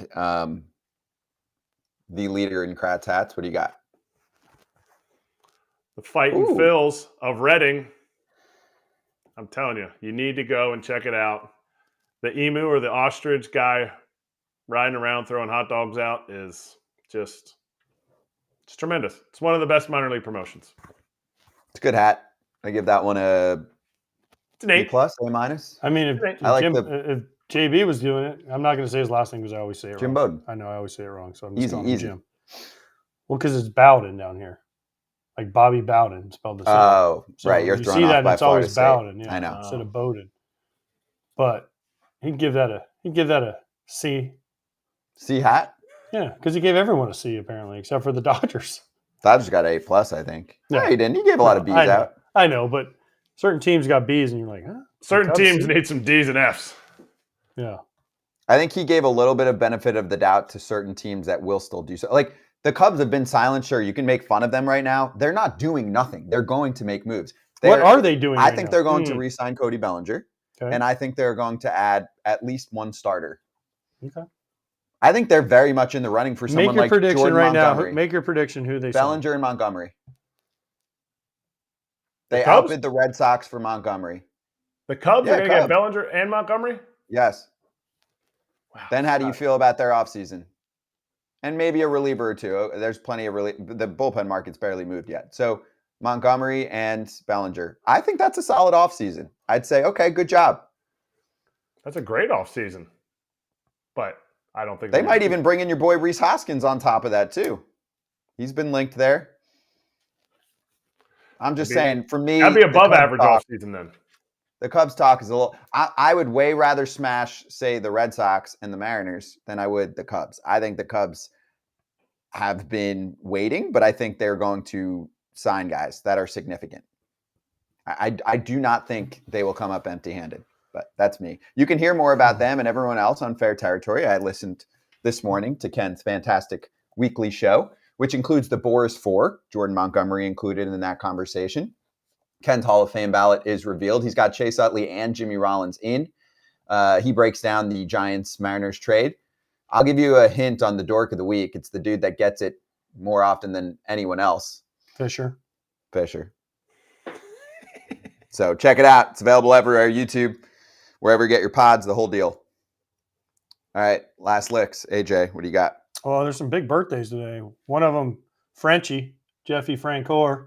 I don't know if Kratz ever played with Frenchie, but Can't I did. acknowledge till he comes on the show. you want him on? He's I one of played the with him. all-time. Can we bring him on? Oh, he's the best. He's Get the him on. best. He was supposed to he's- come on he was just playoffs, but texting he me. was too busy. Text Yeah, him. he's big time. Ask him. Can we I get him just on? text him happy birthday. He goes, I finally made it to the 40 club. Jason Giambi, another one. Great Golden guy. Thong Great specialist. dude. Mike Cameron, another good dude. Hit 4 homers in a game. People who don't know remember that. Love Cam. And then Carl Pavano. Okay. Once hit Paul Konerko in the face, one at bat. Next at bat, Konerko. See you later. Next at bat, same game. Do you have Big Bruce? Had a bloody lip.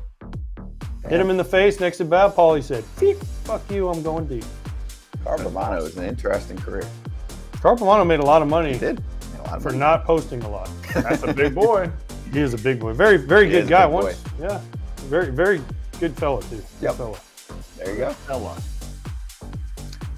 It's going to be a big week, I guess. I mean, I know we started strong, but we got some other notable names coming up this week. Can so you tease me? look out for that. Ken Rosenthal, free agent Whit Merrifield, included on the list for Tuesday's show. Jonathan Papelbon to back up his strong words. He's been blasting left and right. Is he going to Fat. be drinking whiskey? I hope so. If he Oh. does, I will. Jameson What? Tyone coming up on Thursday. Okay. Maybe Who's he'll have on a Friday? new teammate by then. Who's on Friday? Not you. Don't care, because I ain't here. I knew that was coming. See you Tuesday. Because I'm a grinder.